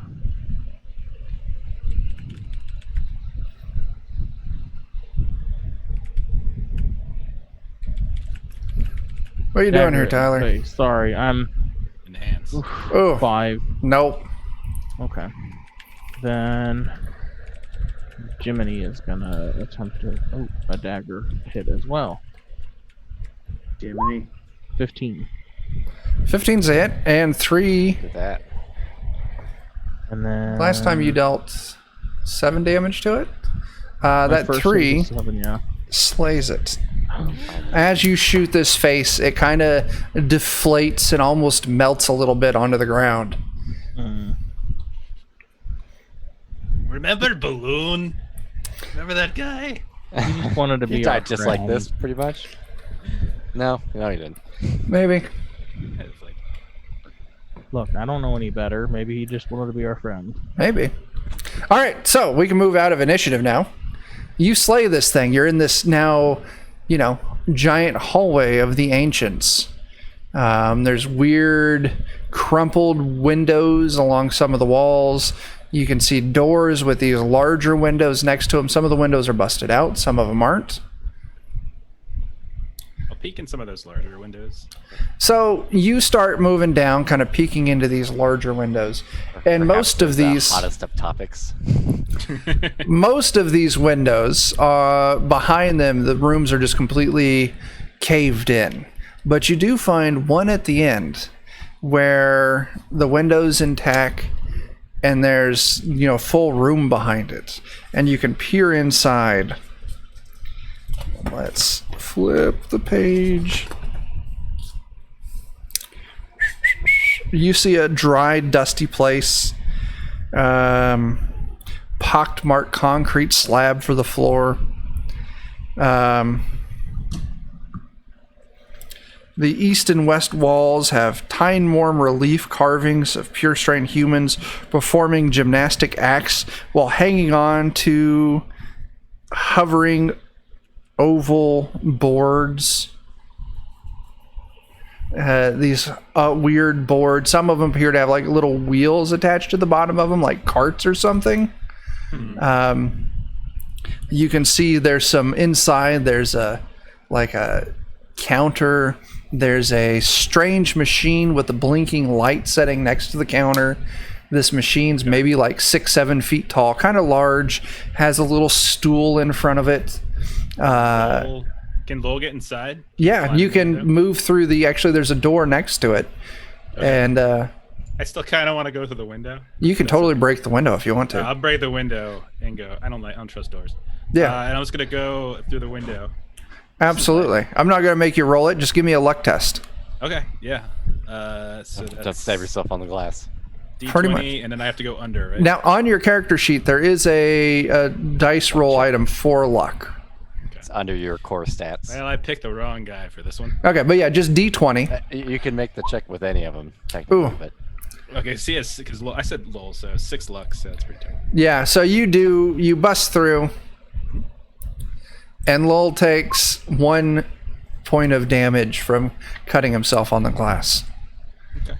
Cuts the glass. But yeah, That's a good measure. you find yourself inside of this weird shop with all these oblong, and now that you're inside, you can see all these weird oblong discs like you saw in the paintings on the wall. None of these have the wheels on them. They've all got like 4 holes where the wheels would be, but there's like different like paintings and like pictures and stuff on the bottom of all of these things. There's a door in the back of the room that you can see, and there's also what appears to be a strange rack. A couple of these things that are covered in odd clothing. Like odd clothing is hanging from them. Okay. I want to grab this one. I want to grab a skateboard thingy. Yeah. And I want to take a look at this strange rack. Okay, so I'll tell you, skateboards, it's missing the wheels, but those weird holes there, you could put a strap of leather or something like that. And these boards are actually made from a very impressive plastic. It's completely indestructible, and you could use it as a shield, so it would add +1 to your AC. I will do what you just said. So you go to these racks of clothing, and that's really, it looks like, they're in good shape, but it looks like they've been very purposefully damaged, pre-distressed clothing.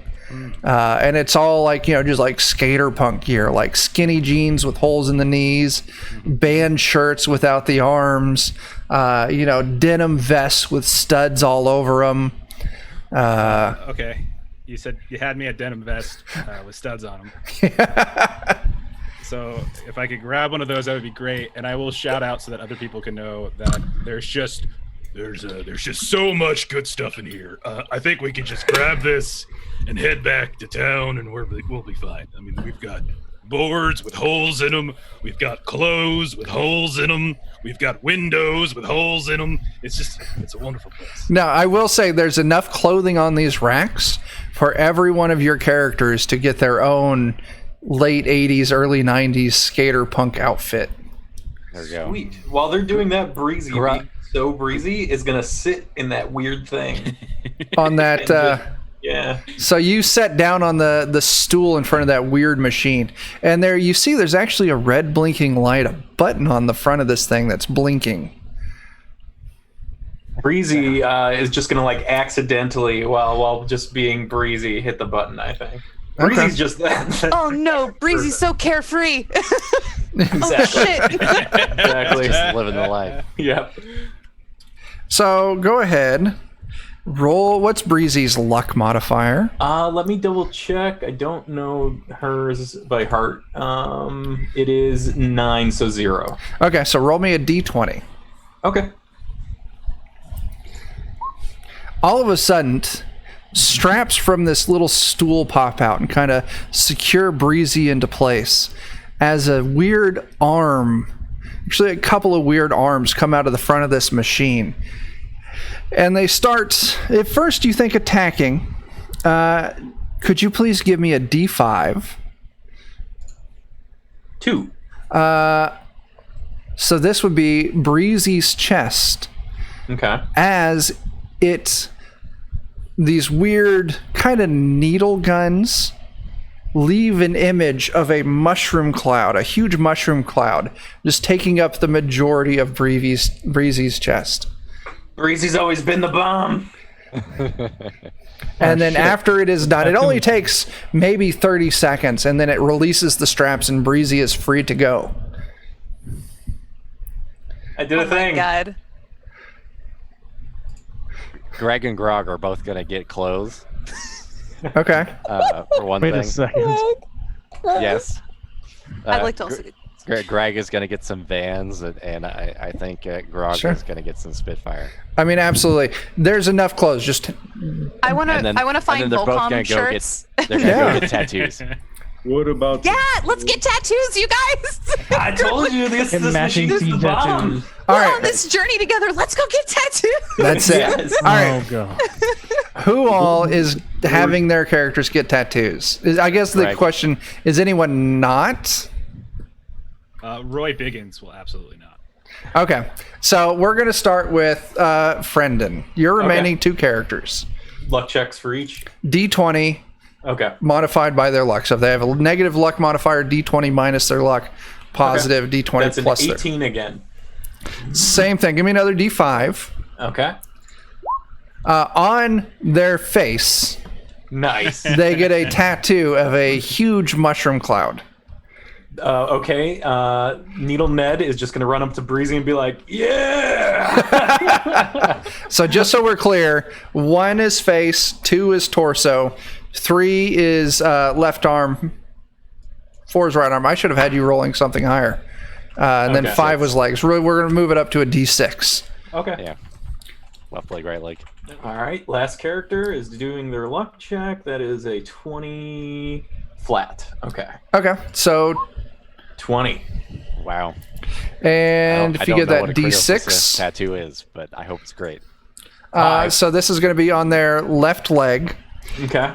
Oh no, I'm sorry. This has a predetermined location.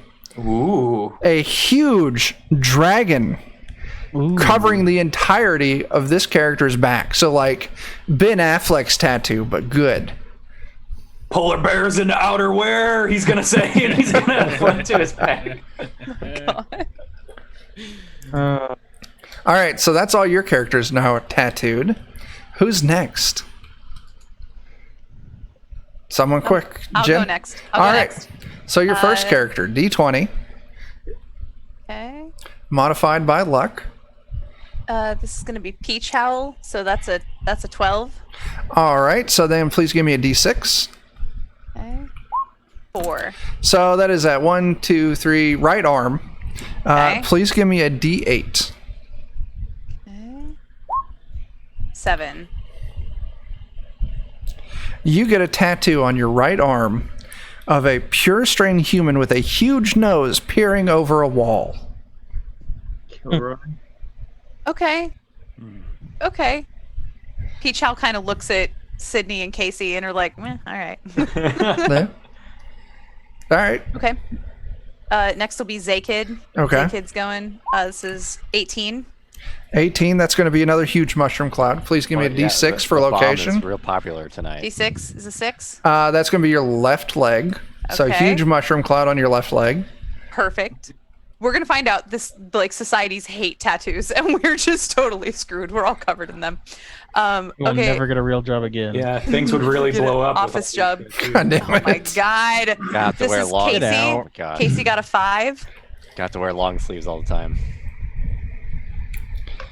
All right. And give me another D6 for location. 4. It's 1, 2, 3, 4. That's your right arm. Okay. You get and let me read how it's described, some kind of devil figure sticking its tongue out. Its bottom half seems to be a whirlwind. Nice. I'm into that. Ah. That's pretty good. You get the Tasmanian devil. Yeah. Casey's so cool. All right, and last is Sydney. That's a 14. 14. Go ahead and give me that D6. All right. D6 is a 2. So that is going to be torso. Give me another D6, please. Okay. 3. You get on your chest a bottle of Jack Daniels Okay. tattooed on your chest. They have Jack Daniels in this universe. Of course. Okay. Man, I really prefer Jim Beam. Sydney is really kind of confused because like she wears shirts and you can just see the top of the bottle like sticking up by the neckline. So Yeah. nobody actually knows she has the tattoo, but Okay. she does. That's what counts. In her heart. The jack is near her heart. All right. It Is is. that all your characters? Yes, that's everybody. Jeff Daniels. Jeremy, were you saying you were going next? There's no way I'm getting that machine. Are you crazy? You're getting for death with this thing. You're just waiting to be doomed. You people are stupid. What are you doing? No. All right. So, anyone else getting tattoos? Hell yeah. Tyler is getting. How Go many? ahead, Dan. Oh, it's fine. You go first. Tyler, all your characters getting tattoos? All 4 of them are getting All right. tattoos. Give me a D20 modified by luck for the first one. It might be easier to just roll 4 d20s and 4 d6. Let's go through this one at a time. I know, but I mean, Maybe one of them kills you. All right, and then give me a D6 for location. I've not On seen a critical your- fail roll on this yet. left leg, you get a tattoo of a curvy figure with a horn. So like the truck flaps. Gotcha. Another D20. Hold on, I'm writing down what my tattoo is. Ah. That's good, because I won't remember it. Hey, Sammy's in the chat. Oh. Hey, Sammy. Let's see. That's another flat D20. That's a 6. Give me... that is going to be around both of your wrists. You get a delicate flower band.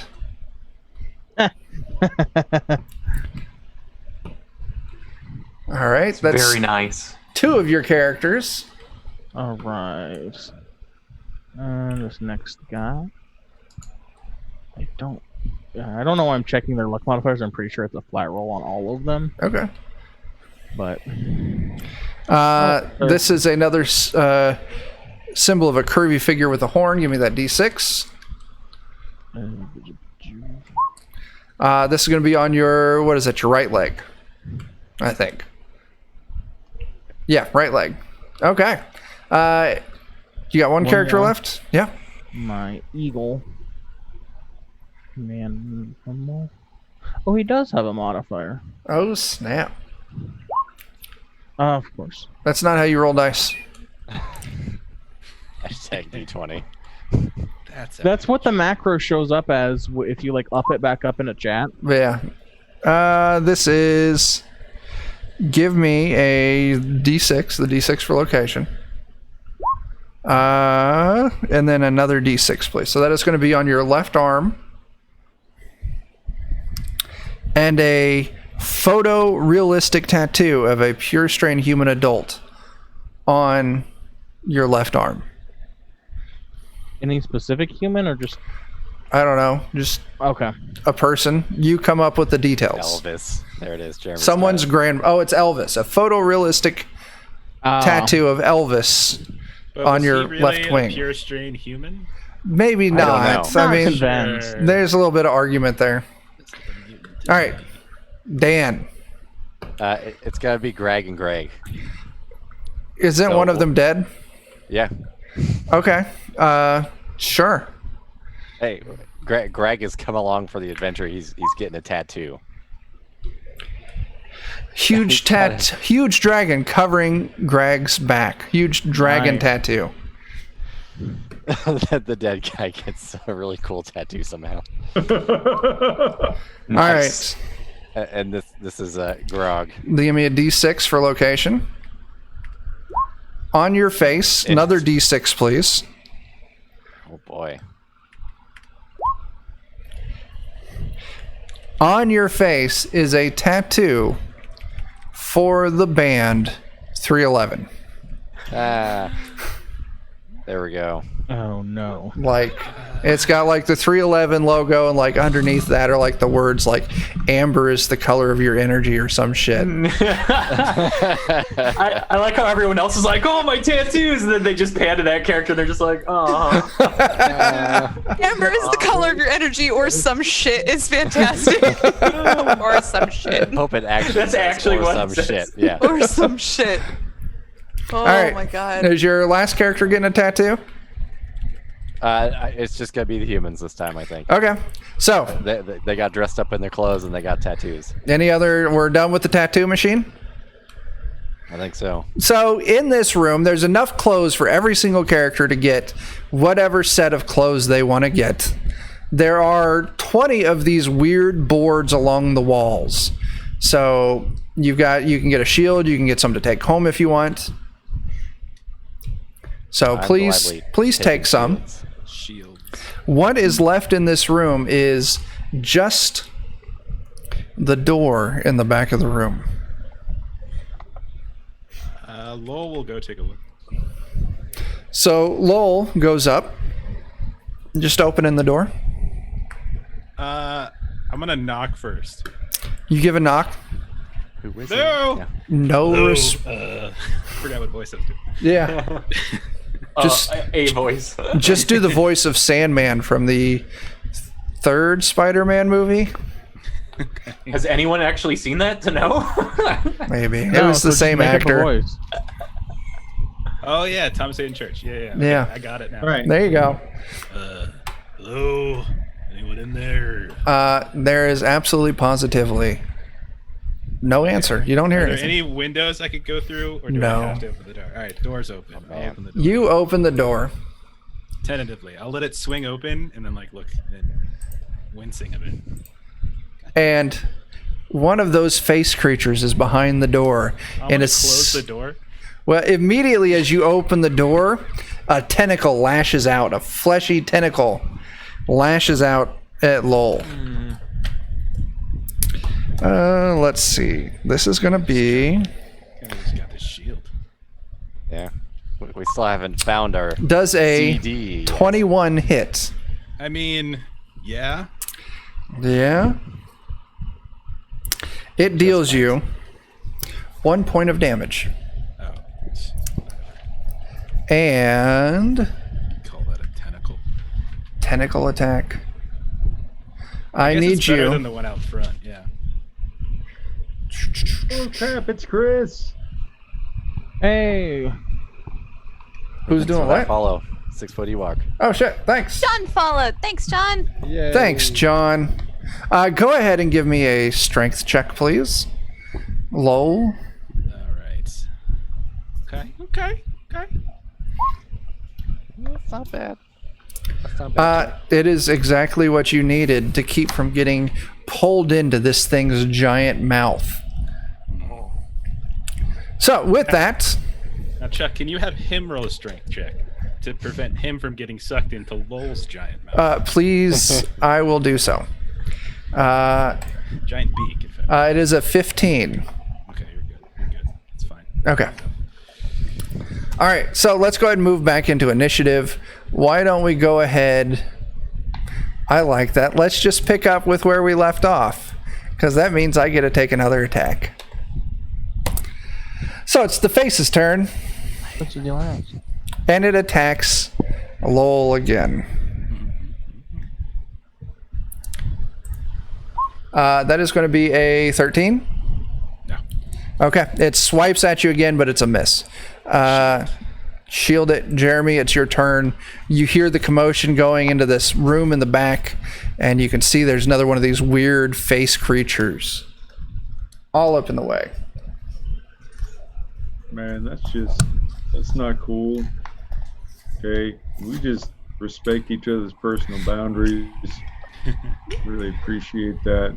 I don't want any more FaceTime. Not an Apple fan. Oh no. That is a Young big is an fumble. exceptionally unlucky individual. I need to go to that fumble table. Says he just brains his friend in the back of the head. Yeah, Okay. which one? Different friend, not Lowell. Lowell is Pick the It's- one without brains. Pick the dumb one. It's okay. It's not that bad. You trip, fall, wasting this action. You are prone and must use an action to stand next round. So on that character's next turn, It's not terrible. they have to use their action to stand. So it's not bad. That's not the worst. All right. But what's going to be worse is, let me keep track of Handyman's shots. Because so far, Handyman has fumbled every time he's attacked. And now, no, he can't use the gun because the gun is broke. Yeah. He's going to fix that shit. All right, thank God. So Handyman's in the middle of like trying to figure out how to shoot the gun. But Tinfoil Teddy will come in. You see, this is why you don't go in the store. I told you don't get the tattoos. What's wrong with you people? Nobody listens to me. You're all gonna die if you don't listen to me. I told you. Is that a threat? I'm gonna flail incompetently to display the danger we're in. You definitely flail incompetently. Willow will blindly like just kind of reach out and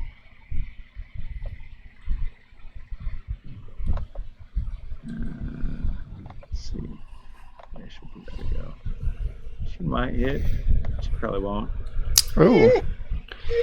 That is indeed a hit. Actually, Nice. Willow's never missed. She always just kind of covers her eyes at the last second. Mm-hmm. She's a killer. Just gonna out. Killer tree. She's a killer tree.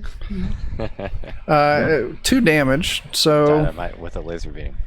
I do Not. want to point out that this one seems to be larger and angrier than the first one you encountered. Oh no. This is the store manager. The other one was. It is the store manager. Yeah. This is the weirdest dermatology department I've ever seen. Yeah. All right, So- and then Handman will finish it off, Does that make us the Karens? which is a teeny tiny little poke. But it is a successful poke. My whopping 3 damage I contributed. All right. And after that, it moves down to Tyler. I get a turn. You get a turn. So I hear. So this commotion is in the other room. Yeah, it's in this smaller room on the back of the shop. Okay. Emboldened by our new tattoos, Mm-hmm. my group is gonna go charging in there, All right. hoping he can finish it off early. Whoever the fuck I gave the gun to is going to try and put a hole through this thing's head. So she's going to use the gun.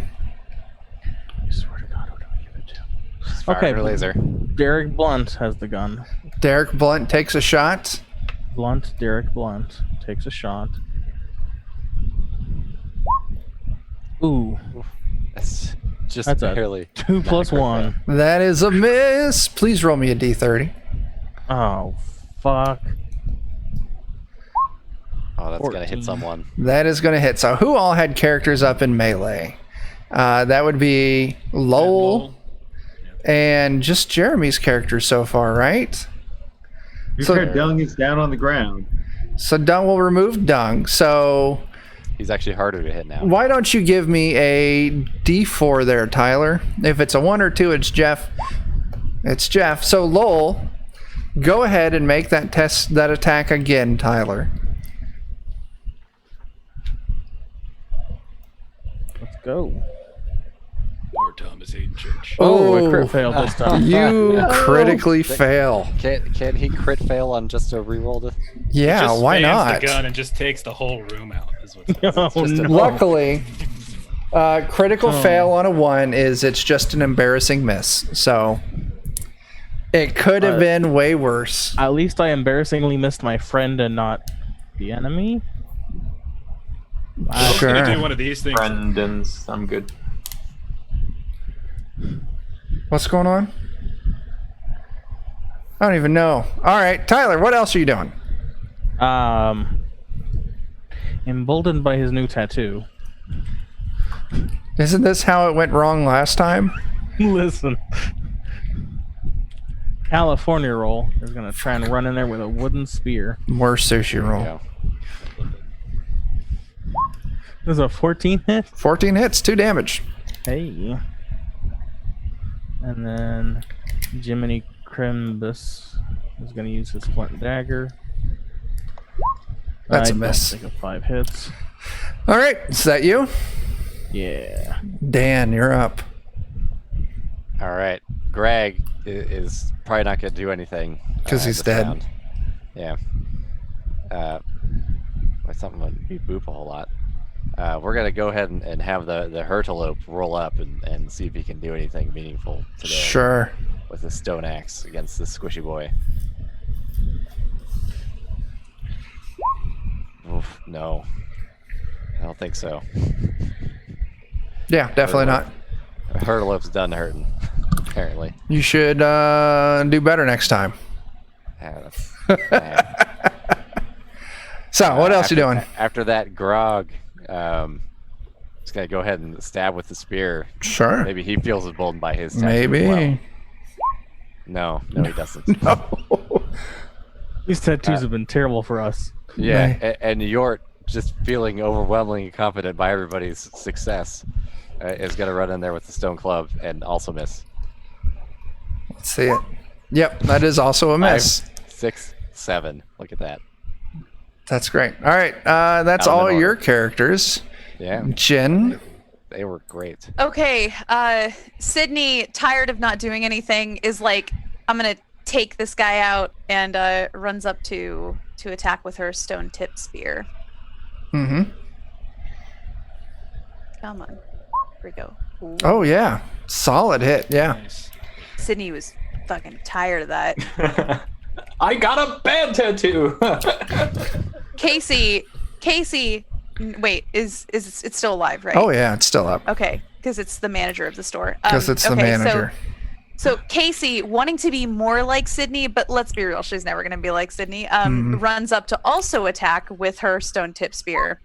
And even if she hits, it's only 1 damage. She does hit, and it is 1 damage. Right, just Still right counts. in the face. Just right Still in the face. counts.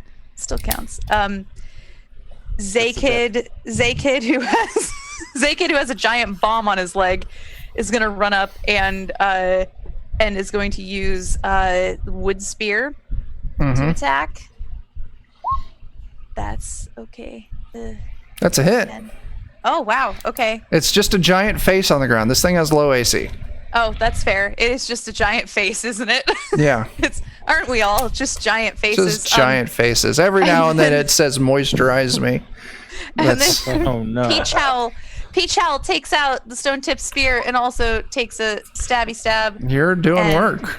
She gave him more than just a tip this time. The whole damn strat. Consider yourself exfoliated. Consider yourself.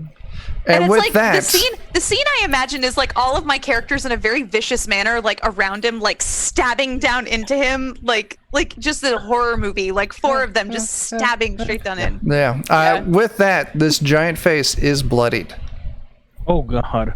Has a lot of health then. So, that's all your characters? That's all my characters. Jeff.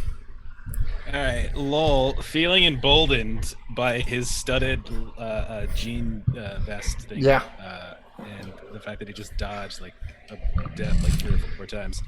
I'm gonna thrust my wood spear at him, at this thing on the ground. I'm saying, "This one was your mother," and then I'm like, it's the only thing Lowell knows how to do. His one and only taunt. That's his rallying cry. No. Yeah, That's a no. that's about right. Okay, so crazy old lady Faye with her bat necklace will come up. Somehow she's still smoking the same cigarette, and it's got the longest bit of it. Yeah, It still yeah. hasn't fallen. She's gonna come up and she's Apparently gonna pretty try steady to then. hack away at it. She actually shakes all the time. So do that. Oh yeah. Oh, look at that. Damn, Faye. Oof. Okay. Put in the work. I'm the only one here with dry skin. And then, there we go. And then Antonio Scarpacci will, with his giant, bright red fire ant, will charge in as well. He will try to learn from his elder, and he will literally try to mimic the exact same thing that Faye is doing. Yeah. Yeah. Putting in work. And then Roy Biggins will hide behind the tattoo machine and will say, "You guys got this. Good job. I'll cover the back door." And that'll be my turn. All right, Friendon. He's so helpful. All right. Thanks, Roy. Needle Ned's gonna run up, do its best to go right in dead center of this thing. Just no hesitation, no flourish, no witticism. He just wants it dead, Yeah. and did not do it. No. AC is All right. 9. Okay. Yeah, no, luck's too low. All right, let's see. Best chance. Breezy is gonna run up and try to wood spear this thing as well, but in the most nonchalant Breezy way, just like, "I'm so sorry, but you're in the way, and we've got things to do." Oh yeah, that's a hit. Apparently it was convincing. All right. But Breezy maybe should have got the 311 tattoo. Yeah. And last but not least, my dragon endowed polar bear is going to run up and wood spirit as well. Ooh. That is a hit. Fucking shit, and that is lethal. Look at that. I barely even saw you in front of me there. That's great. So you all pile into this small back office and you just waylay this fucking face, killing it. Leaving you standing there out of breath, covered in face blood. As you look around this room... Oh yeah, you're on it. As you look around this room... Love you. See you later. Take the dog with you. Yeah, get that fucker out of here. We have won Brennan our waved at argument you. with the manager. We're getting our refund. That's right. I want my no money back.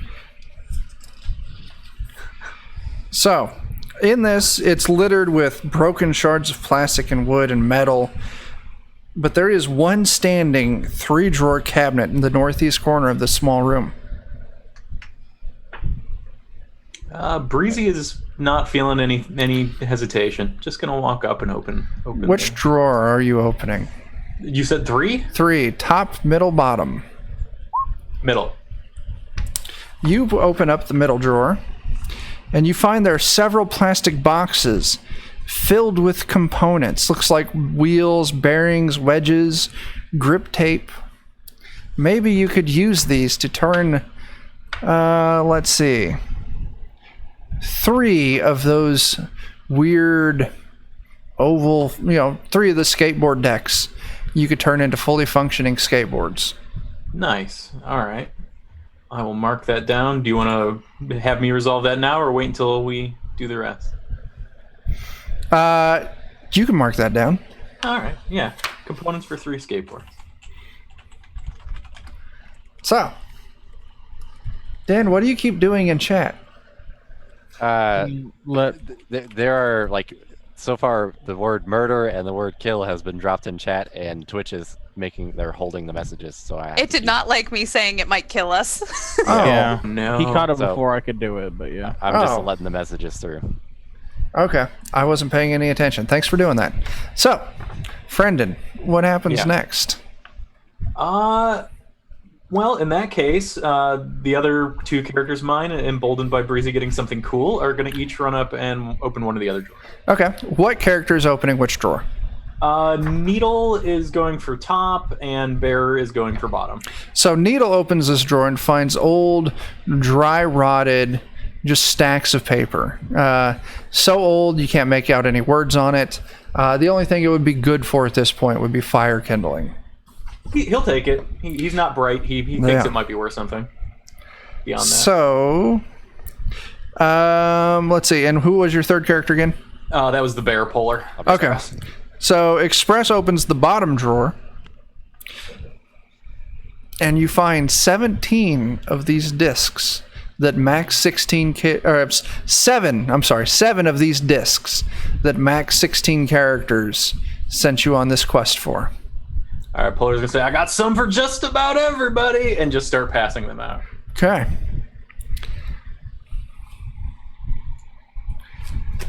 Let's see. So you find that, and that's all you initially find in that room.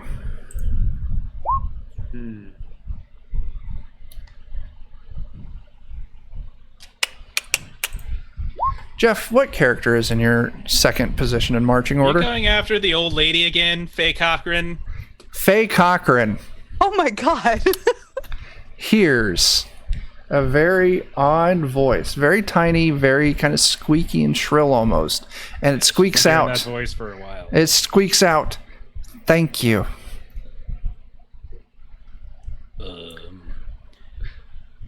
You're welcome. Now the rest of you hear Faye Cochran just out of the blue, just "You're welcome" to nothing. And Faye Cochran hears in response in the squeaky, shrill voice, I've been trapped in here so long. Doors open, so who are you? And you hear a small scuttling noise from the ceiling. And poking out of a broken ceiling tile, you see the head of a telepathic rat. So it's a little rat with a engorged My head that's telepathic rat has a friend now. partially see-through. Come here, sweetie. Come here. Hop on Grandma's shoulder. So the rat hops down gratefully, says, I don't know how to get out of here. Can you show me how? Sure. And I will start walking back to the door. Sure. So the real question is what is the name of this telepathic rat? This rat is named Brian. Okay. You find a telepathic rat in the ceiling named Brian. Can Brian hold a weapon? No. Call you Brian. Brian Hackett. Oh, So but technically they get a 1d3 attack. they do have a 1d3 attack. So you have a telepathic rat. So add that to... Algernon last time. I don't remember. So what's going on next?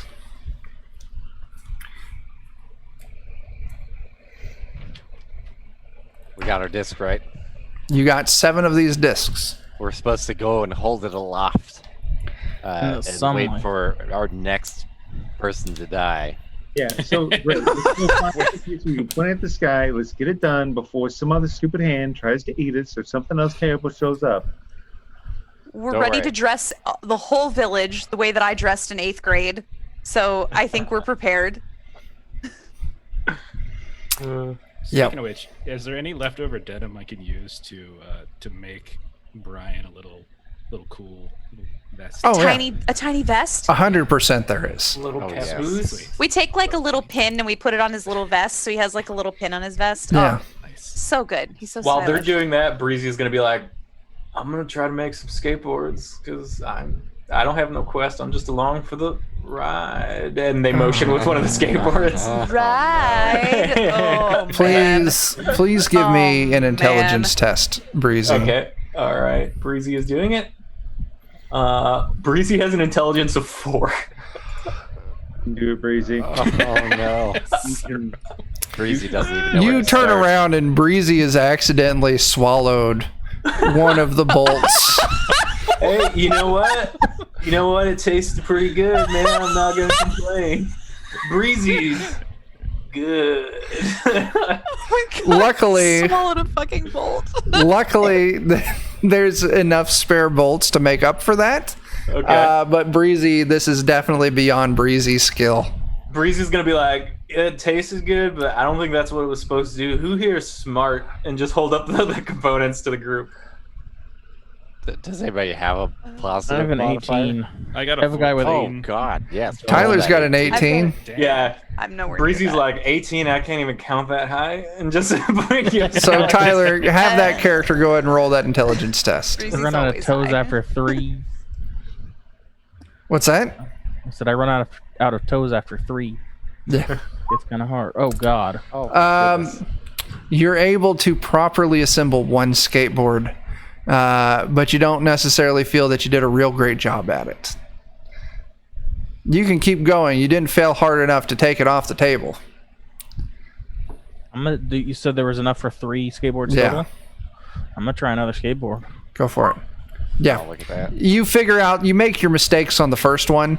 The first one is still usable, but maybe every now and then while you're writing it, I'll have to make you a random agility test to see if it just, pops a wheel or something. But the other 2 are in perfect condition.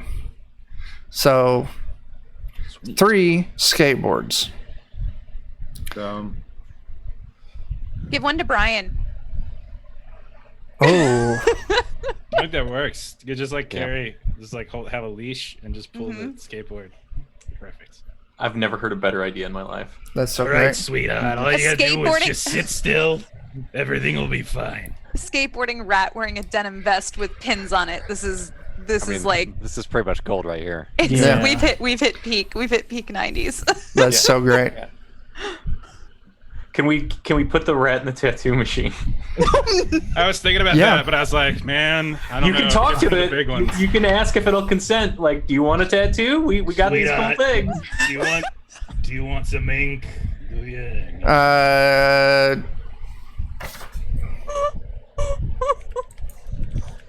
Yes. The rat consents. All right. Jeff. Hold still. If you would please roll me a d20. Hey, thanks for that raid, Grouch Couch. Oh shit, Hey. Grouch Couch. Fuck those words up. Grouch Hey. Couch. Thanks for coming by. Nice. The rat gets a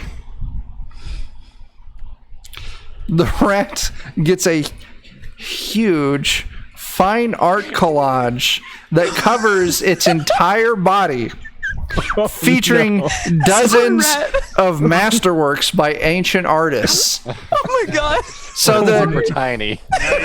Class, too. Breezy's gonna walk up and be like, "You're a work of art, sweetie. I always knew it. We knew it."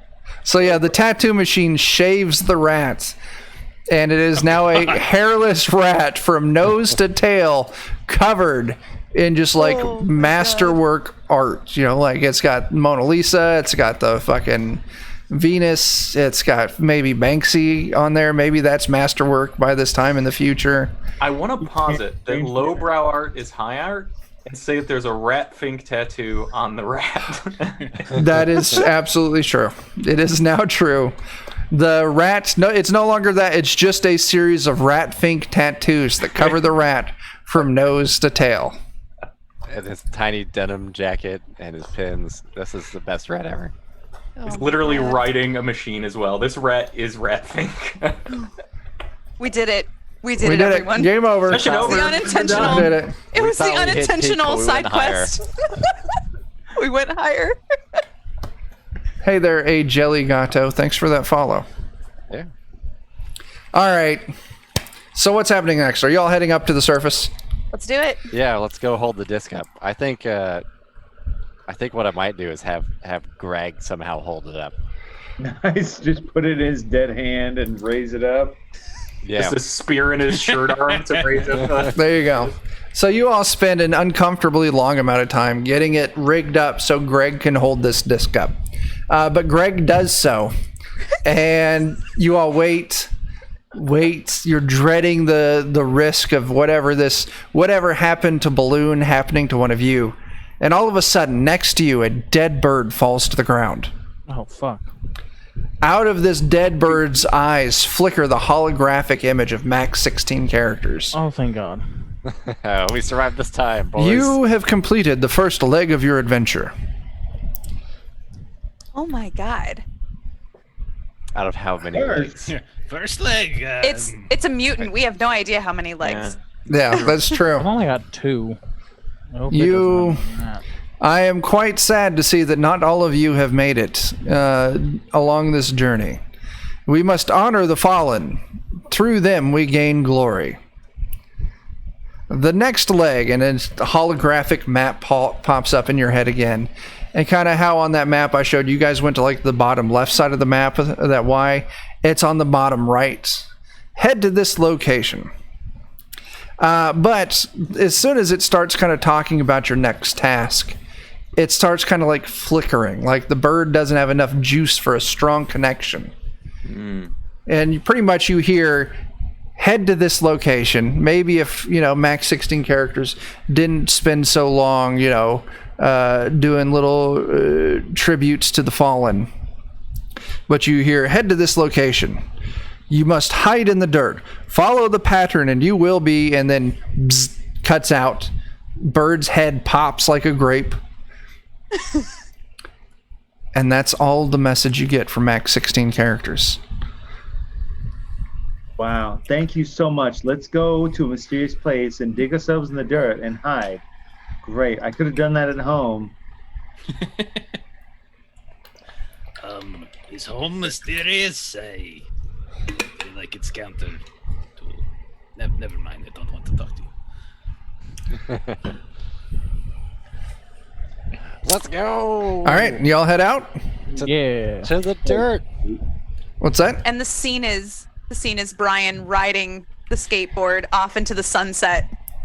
If Yeah. there is a sun at all. Yeah. Breezy slowly trying to choke up a metal bolt. That's it. Beautiful thing.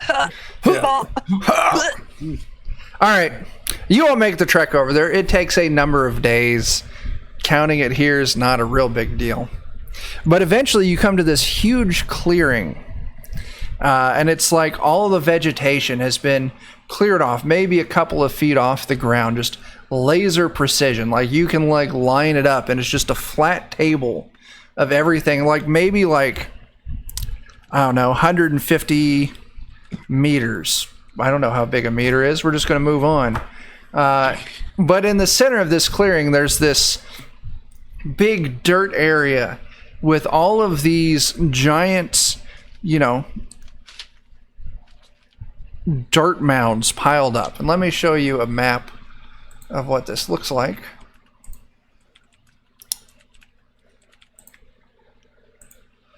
So there's these big giant dirt mounds. And you see all these holes. They're in rows. So you see on the first row, you see these 5 big holes. They're all kind of weird and rectangular shaped. On the middle row, you see 3 holes and then 2 dirt mounds. And on the last row, you see 5 of these giant dirt mounds. And this is exactly where the map has led you. So we're supposed to dig into the dirt. The last bit of the message was you must hide in the dirt, follow the pattern, and you will be... Blank. Breezy's gonna just say, I ain't got no problem hiding, and just like walk over and just sit directly on top, like barely hide. Just plop themselves on top of the dirt. You're hiding on one of the dirt piles? Yeah, I don't know that Breezy really picked one. Maybe the one that was closest, even. Breezy's not bright. They have a 4 intelligence. Okay, so just go ahead and roll me, what is it? There's 7 of those? Roll me a d7. 4. I should switch over to here. So you hide on the second one in the 3rd row. Okay. So what are the rest of you doing? I'm gonna look to the guy that's got the big brain. Jimmy, you bug to bug. You're the one that's got the big brain here. See this? I don't know, man. I was told hide in the dirt, so I think you go into one of the holes, not in one of the mounds. Okay. That's not in the dirt, though. Boy, We've got on the dirt and away from the dirt so far. None of us are going in. Yeah. Is there any like pattern to how these things are like laid out or anything? no, man, it's just a square when half of them are filled in and half of them aren't. You're a lot smarter than me. I'm just gonna do what you say. Probably a terrible idea, but okay. You fucking stupid. So what's going on?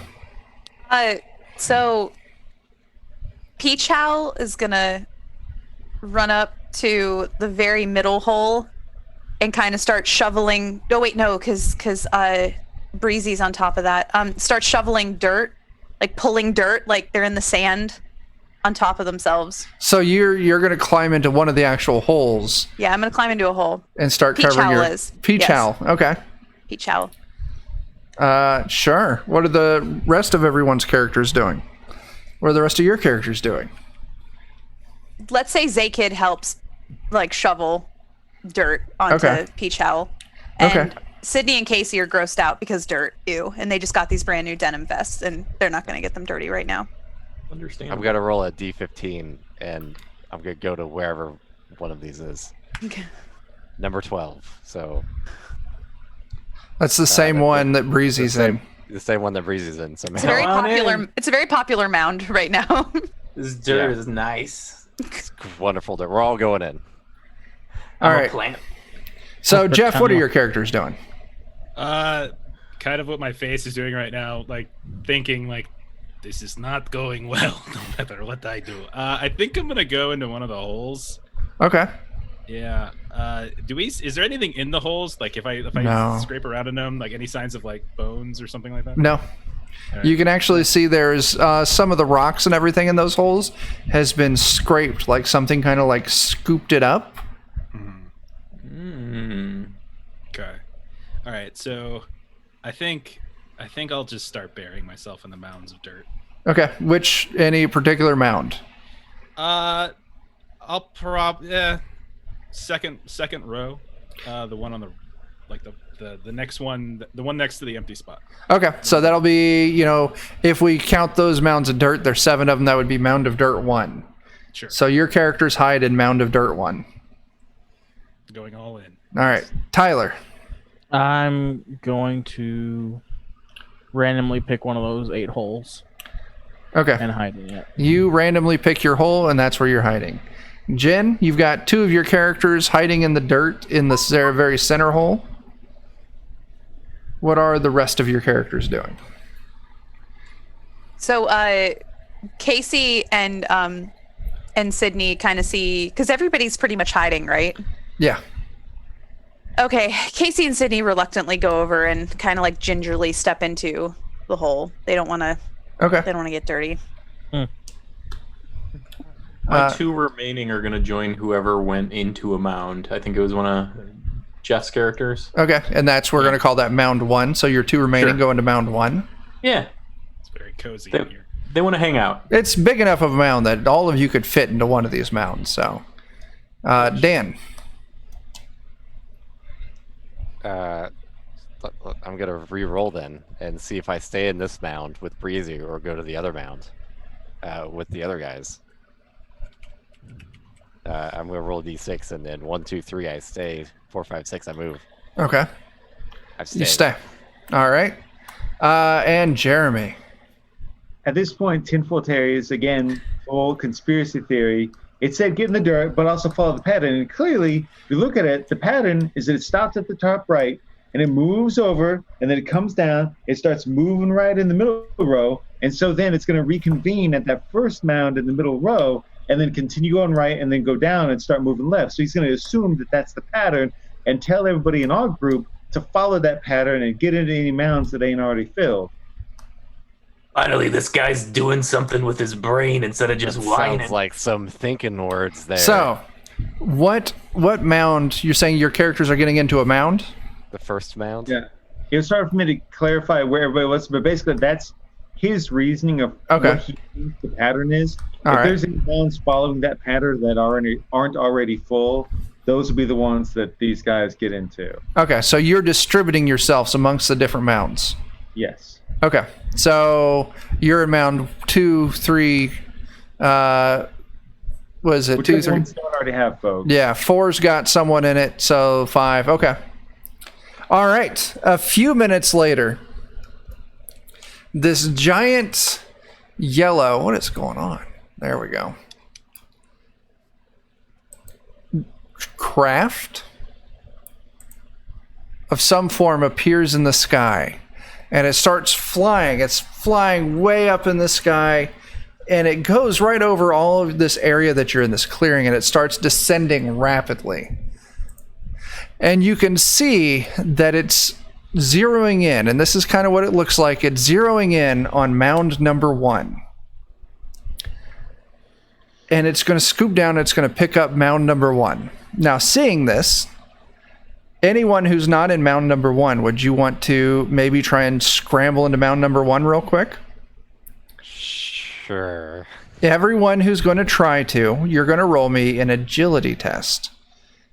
It's going to be an 8. Need to click back over to this. So, who is that? Grog? Yeah, that's an 8. York, that's a fail. We might just luck him on up, so Okay. that way he stays with the party. I'm gonna not split my mess of a party. Handyman. Hey man, always failing. Not So, handyman. I guess everyone, please go ahead and roll and just tell me who fails.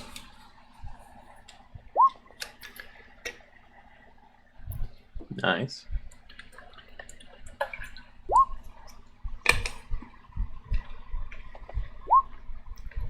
No. Oh.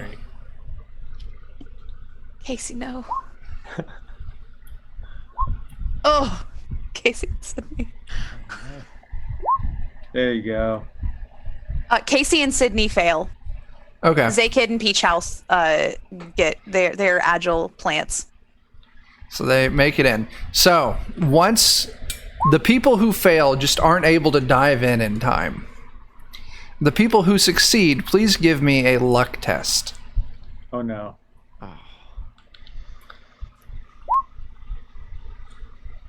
Goodbye, John. Like you. Damn. Damn. Oh, there we got one. Oh, Peach Howl. Holy Hey. crap! Thanks to the Wait, follow for sorry, I clicked the wrong thing. I clicked the wrong thing. Go ahead and roll the right There we thing. go. There you go. I rolled the right thing. So everyone who fails gets pinched by this giant thing as it closes, and that character takes 2 points of damage. Okay. Well, there goes Grog. Oh no. So Was Greg with him? Okay. Of course he was. No, we lost both. No, I mean they're in the. Well, Yorton and the Hurtalope will haul them in. We We lost gotta like keep- half of Grog. He's just Grud now. So Dan, your characters, how many of them are now alive in this bucket? 2. All right, so Grog is dead. Frendon, how many of your characters are alive in this bucket? All of them. All right, Jeff, Same. All. Jen. Yeah, Zaykid and Peach Howl. So the two that are in there So- are still alive. Casey and Casey and Sydney are out. They didn't make it. so for the purpose of this adventure, they are out. They have been eliminated by the funnel. They're Okay. alive, but they're now left behind. They Jeremy, did get cool clothes though. Unfortunately, Willow is dead, but the three others are. the th- Willow's just snapped in half. that's too bad. So the 3 others make it, Oh no. and Tyler. Let me double check who made it. Nobody died, but I think Derek Blunt and Jiminy were the only two that made it on time. So I'm removing AJ and California roll. So the only So person, the scoop has eliminated more characters than anything else. the only person with all of their characters is Jeff. Makes sense. Everyone else is down to 2 or 3. It's like Goblin Quest all over again. It's like Goblin Quest all Yes. over again. Except I So haven't lost all mine yet. this giant scoop, and this top of the scoop is kind of open, so you're kind of able to, like, if you want to, you can peek up out, and you can see it raises hundreds of feet into the air, and it just starts flying off at a ridiculous speed over land, and it travels for hours. And then eventually it kind of clears the landmass, and then it's traveling over the ocean for another hour. And then eventually it comes over a remote island, and there's a wall with a clear-cut killing field around the wall. There's a barrier of razor wire. There's huge circular solar panels, and there is a crane-shaped hole in an impossibly huge wall. So, like, there's this wall, and there's like a perfect cutout for this crane to just slip right through. Inside, you see that it is a, I wouldn't say modern day, a futuristic for us, like giant city, like flying cars, skyscrapers. Kind of looking around, you can see that it's all populated by pure strain humans. And eventually, it comes to this real tall building, and you can see this tall building. You're flying straight towards it, and it's got these 2 big holes, like hangar bays, in the side of this building. And the scoop slides right in, and then drops open this pile of dirt on the ground. All of your characters are hidden in this pile of dirt. As you kind of peek out to look around real gently, you see yourself. Your characters wouldn't know what this means, but you're in a lab of some sort. So in this lab. Is Brian okay? Yeah, Brian made it. Because we're in a lab and he's a A rat. rat. Yeah, that could be a very tense situation. Nothing's gonna happen to you. Little sweetheart. PTSD. Would he be able to tell us what a lab is? Maybe. So, this is a giant room, 150-foot high ceilings with crisscross support beams. Up in the ceiling, there's hundreds or dozens of high-tech devices of unknown purpose. There's 2 moving stairwells against the back wall. One leads up and one leads down. There's the east wall is made entirely of glass, even the doors, and beyond it there's a hallway elevated 40 feet high over the dock floor. So kind of up where that upper elevator goes up, you can see it opens up into a hallway. Inside this lab that you're at, you can see there is 5 lab techs, so 5 pure strain humans in these white lab coats, and they're just busy working. They're working on samples. They're at different benches, but you can also see in the room there are 4 of these terminals that max 16 characters had imprinted on your mind. All right, guys, hear me out. I think we're gonna to hold up Grog and Greg and have them talk to the humans. I'm not a big fan of talking. But if that's what you want to do, I'll go along for now. we'll the ventriloquism them, hold them up. Oh my gosh. Hi, guys. Hello, fellow humans. So with that in mind, the one that's in half, it's a top half. So this is a weekend at Bernie's kind of situation. Yeah, absolutely. Like they're just gonna rise out of the dirt, but only halfway Okay. for one of them. So what's going on? Does somebody want to voice one of them? I feel like I'll do it. I've never wanted to do anything more in my life. All right. Let's see. Who's it going to be? Who's the smarter one? Out of the. Oh wait, it's definitely going to be Zaykid because Zaykid's got a high personality. So Zaykid, and what character is that, Friended? You know what? I've been talking as Polar Express, so despite personality not being great, that's who's doing it. All right, Polar Express and Zaykid are going to be the one doing the voices for Greg and the remaining half of Grog. So, goodness, 'cause I got all of no a sudden, personality. the 2 corpses pop up out of the dirt, weekend at Bernie's. And immediately when this happens, klaxon starts sounding, so alarms start going off. oh, I think we fucked up. Oh man, I was so excited to be half of a person. But as you can see, these lab technicians are startled. They don't know what's going on. They look around and they see the 2 people sticking out of the dirt. And at first they say something. They say something in words you don't understand. But then you see a look of dread creep over their faces as they realize that these 2 people poking out of the dirt are not alive. damn it. How do they know that? We were How do so they know slick. that?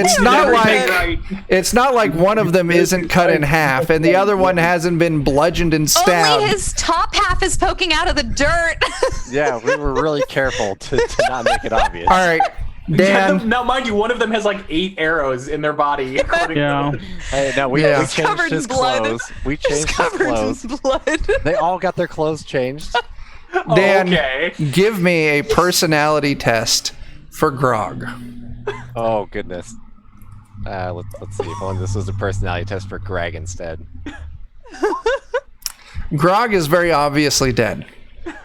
Dan, give me a personality test for Greg. Does Grog know that? Doesn't. Oh, look at Greg, that. despite being dead longer and have taken my more trauma, God. appears to be alive. MVP. So they're Damn, very Greg. confused, and these pure strain humans they say something they out to the pile of dirt in a language you don't understand, Uh-oh. waiting for response. nod. Let's attack them. Let's just attack them. I'm gonna turn my dead shambling Surprise. Greg Grog and just be like, I think this moment of confusion is our opportunity. I want to throw Grog at them. All right. Yes. Here's what we're gonna do. Throw Grog and Greg. They are obviously they're caught off guard. They don't know what to expect. Every single character gets one surprise turn, Nice. and then if anything's left, we move into combat. So let's go ahead. We're gonna go with the last initiative order we rolled. So Jeremy, you get to start out. You're not killing me today. Not today. I've come too far. Come too far to die now, you smooth-skinned bastards. Why? Why have So- you forsaken me? Tinfoil Teddy runs forward to one of the 5 lab technicians and stabs with a wooden spear and just whiffs it. I hate you too, God. Oh, Gosh, why? 4 on the fumble table. Your weapon is damaged.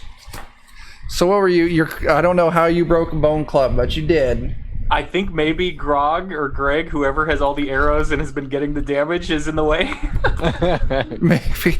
So your Greg. bone club is unusable for 10 minutes. Real quick, let's put a timeout and let's talk about something that might have happened during the trip in the giant bucket.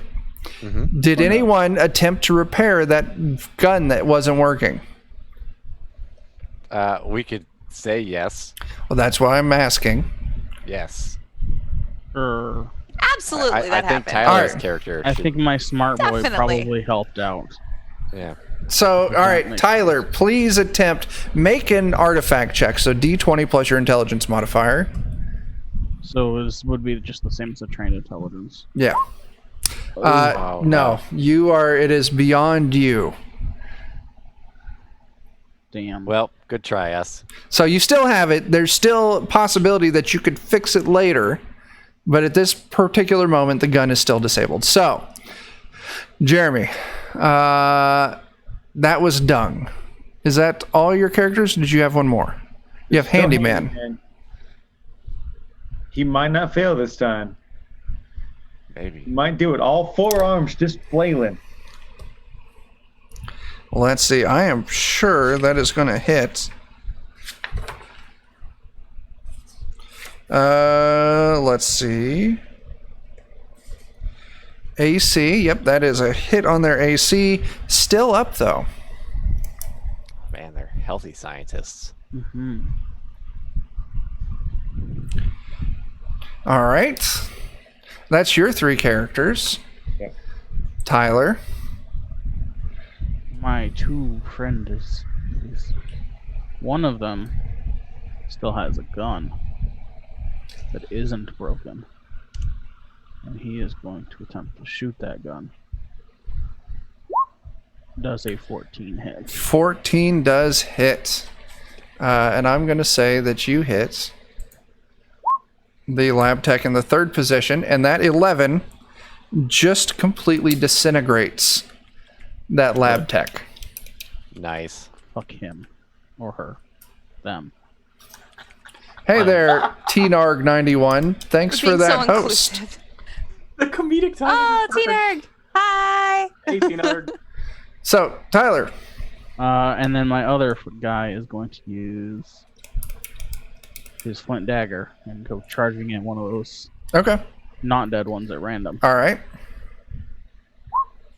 Goodness. He's got the murder. He does have. the So you murder another lab technician. There These are guys are 3 easy. left. leave my friends alone. Is that all you? Stab. Yeah, I only have the 2 guys left now. Dan.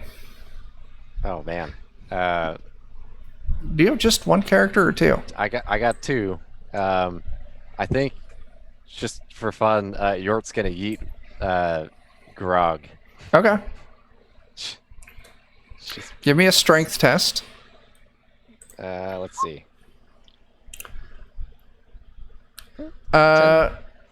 I'll say 10 is enough. You don't hit the tech, but you definitely make the tech flinch. There's a corpse being thrown at it.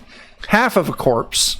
So it's going to be, this tech is going to be off guard. So they're going to get a -2 to AC until their next turn. Oh, good.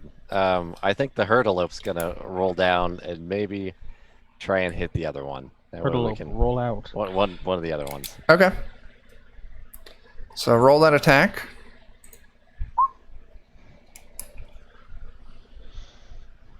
I rolled that it went after the same one as York's.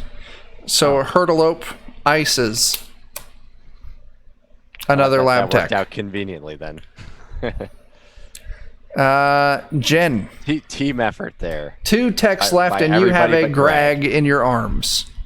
I want to throw. So Zaykid has the Grag, so I want to throw the Grag at one of the techs. Sure, have Grag be thrown by Zaykid with a strength test. Okay. All right. Oh. Ooh. Hey, that could 11 be is a hit. Woo! All right. Good You- work, Greg. What happens? You knocked this technician on their ass. Please roll me a D3. Okay. 2.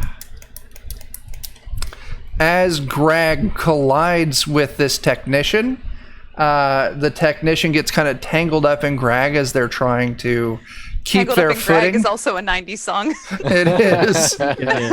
And I believe the that's Blind Melon. the Yeah. technician not only falls, but they have the extra momentum of a flying Greg, and they strike their temple right on the corner of a desk, Oh no! killing the technician. Oh Good work, yes. Poor Greg. no! Greg, so Yay. useful. Oh my gosh, I love it. More useful in death than life. Love it. All right, Alright. so Truly. Peach Howl is still alive. Peach Howl wants to go and attack this last All right, technician. absolutely.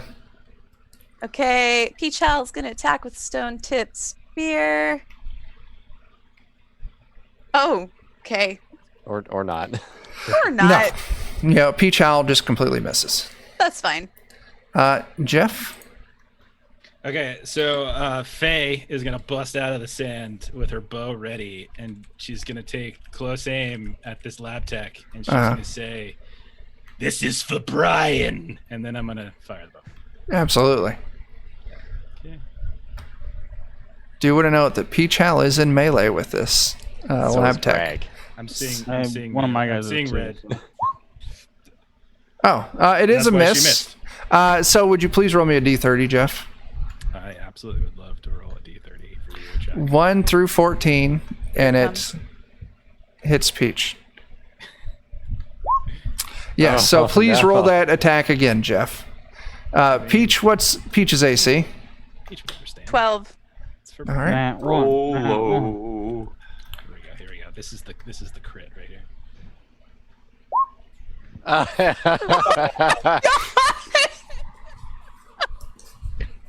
Yeah. Oh, damn. Foe is struck in the kneecap. Peach Howl, no! How much HP did Peach have? 4. All right.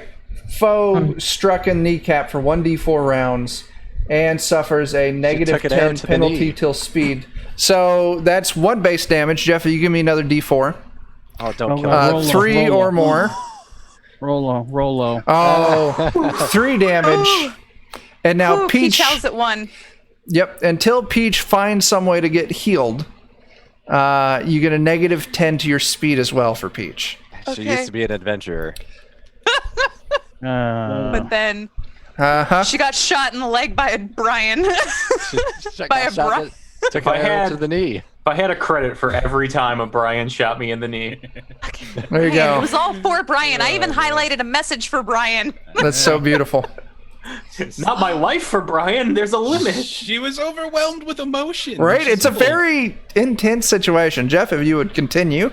Yeah, I'll go ahead and have Lil charge in with a spear. All and right. I'll try to go ahead and do it this way. The spear misses the tech and just buries into Greg. Okay. That's what I like to hear.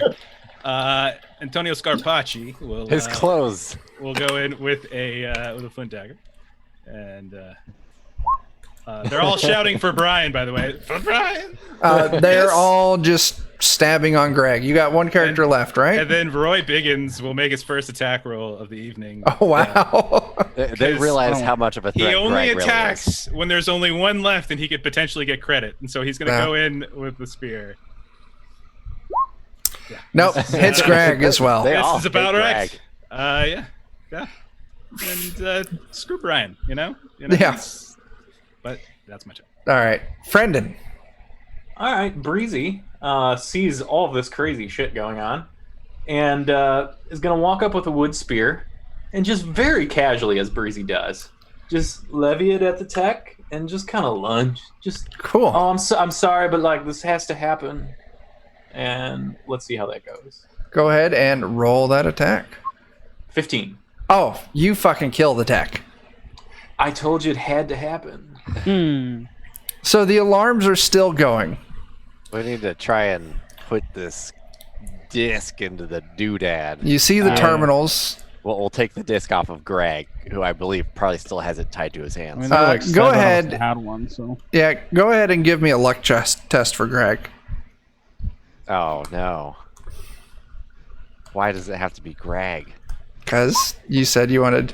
Greg's disc is just completely like pierced and smashed, and it's just shards. 3 Someone else spear have a went hole copy? through it. There were 7 copies.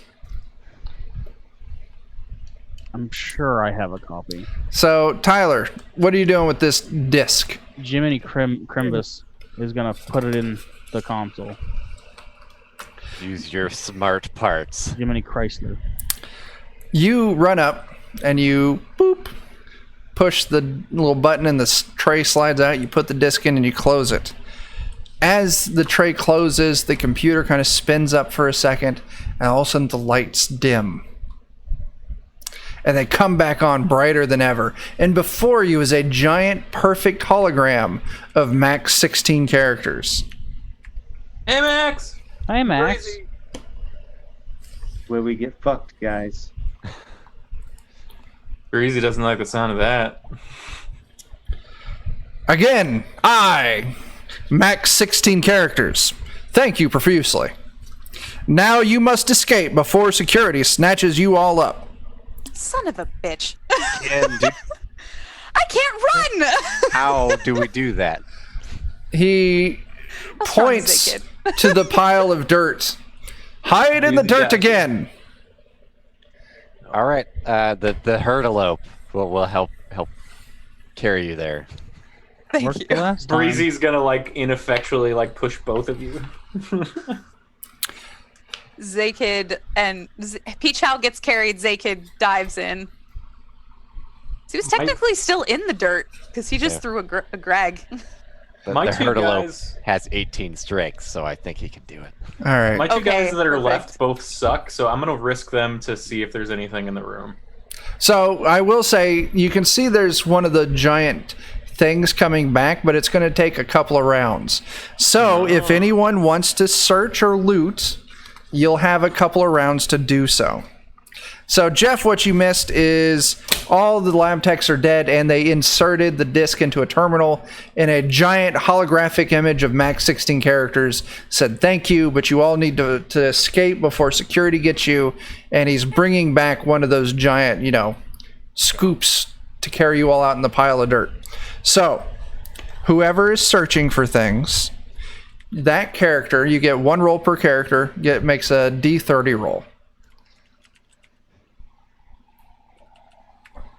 So if we're searching, you said a D30 roll? A D30. If you're searching, just the lab area. All right, we've got a couple of rounds. I'll have all 3, I think. All I got right. 4 characters. I'll do all 4. Yeah. All right. So, Friendon, your 2 characters finds a pair of ultra dark sun goggles Nice. and a pair of athletic training shoes. Ooh. Let's see. I'm going to work down these in order. So, Jeff, that 26, a fusion torch with a full F cell battery. So, Nice. couple hours of continuous work. You got a little super hot blowtorch. What was the cell you said? F cell. F cell. Beautiful. For fire. Friendin, that 3. Thermo lunchbox, triple insulated, keeps items cold, fresh for extended period, with a wrap, fruit, and a carbonated beverage inside. So you find someone's lunch. Delicious. Nice. Probably one of the scientists. They don't need it anymore. Jeff, that 1. You find a steel waste paper basket.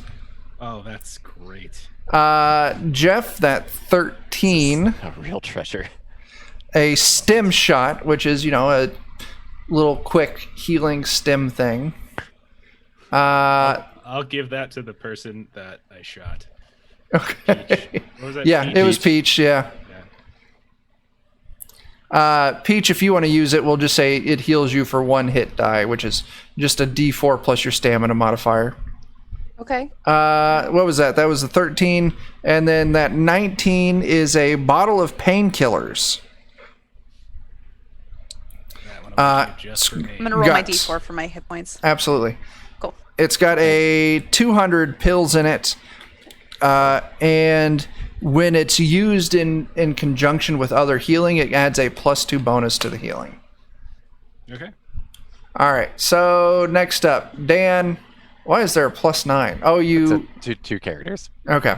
So Dan, the 27 is a spare comm badge. And the 9 is a set of keys for a flying car. Ooh, fancy. Maybe someday I'll find it. Tyler, 21, can of carbonated ultra sweet beverage. Jen, that 8, a working ink pen. Oh no, but Zaykid's illiterate. That's the irony. Tyler, that 10 is a protective lab coat. Doesn't give you any bonus to AC except for against acid. It gives you +2 against acid. Nice. Jen, that was your hit rain. points. Tinfoil Terry, that 28, a screw gun. What? A drill, a suggestive. battery drill. Okay. And it comes with a little pouch of screws with it. Okay. Be careful, Don't Breezy give out might the try to Frank eat it. Yeah. You got it. You got it. Oh, here you go. Breezy's just looking at it like it's a snack. Just like, Oh my. Delicious. Jeremy, that 16 is a small jar of delicious, spicy condiment. Oh. That's in real life. That 17 is a full C-cell battery. Ooh. Don't eat that either. Is that everything? Everyone's characters rolled for stuff? I think that's everybody. Okay. Now to the dirt. So yeah, you spend a couple of rounds digging around, finding some cool shit. Max 16 characters finally give you a stern warning like, security will be here at any moment. You must flee now. So you all dive into the dirt as best you can. Or you're thrown into the dirt.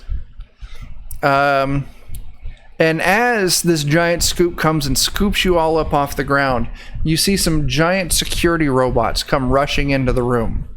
And they fire a few shots at the dump truck thing, but it harmlessly is deflected off. Oh, good. For Brian. For hours, oh god.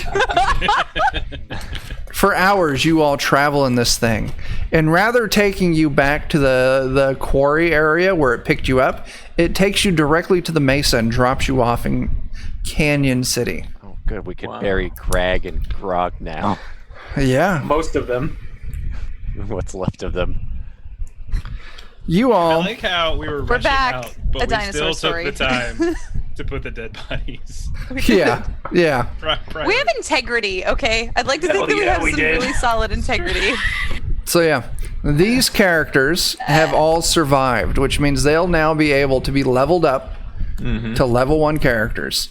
I do have the level 1 adventure that comes after that, so that is definitely something that, the 7 of us can schedule Nice. and run sometime. I'm down for that. So, Very cool. the night after the escape, It begins to rain over the entire canyon. When the reagent's saturated water touches the black gunk, an amazing reaction takes place. The tarry gook sprouts plants almost immediately, which over the next several weeks becomes an endless supply of cultivatable fruits, vegetables, fiber plants, and grains. Canyon City is saved. By popular demand, Mellowark is voted city chief and declares you, the Seekers, to be the official heroes and saviors of the city. And the rite of passage will be forevermore observed in Canyon City. He also decrees that it is time to start reaching out to other struggling tribes and inviting them in at Canyon City, starting with the Wing people. So, you've saved the day, restored Canyon City, and actually Canyon City is far better off.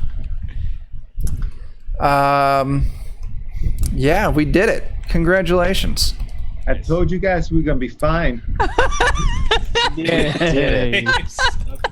So Breezy, after he says it, can be like, "What did we do?" that's great. So let's see. The number of characters in this were, what did we have? 24 characters, Plus and it one. was Plus 25. one, And we ended it with, what is that? 1, 2, 3, 4. That's 10. 16 characters. That's not bad. So only 9 characters died, which isn't horrible. It's not too bad. So when we move into this level 1 adventure, when we do, you get to bring in 2 characters with you. Ooh. So we'll run the level 1 with 2 characters. So if you have more, if you like 3 or 4 characters, go ahead and level them all up. And just when it's time for that adventure, just pick the 2 you want to play. I kind of hope that Terry gets a couple of lucky rolls because he's my crappiest character, but he's who I want to play the most. Yeah, that's how it goes. And that's it. We did it.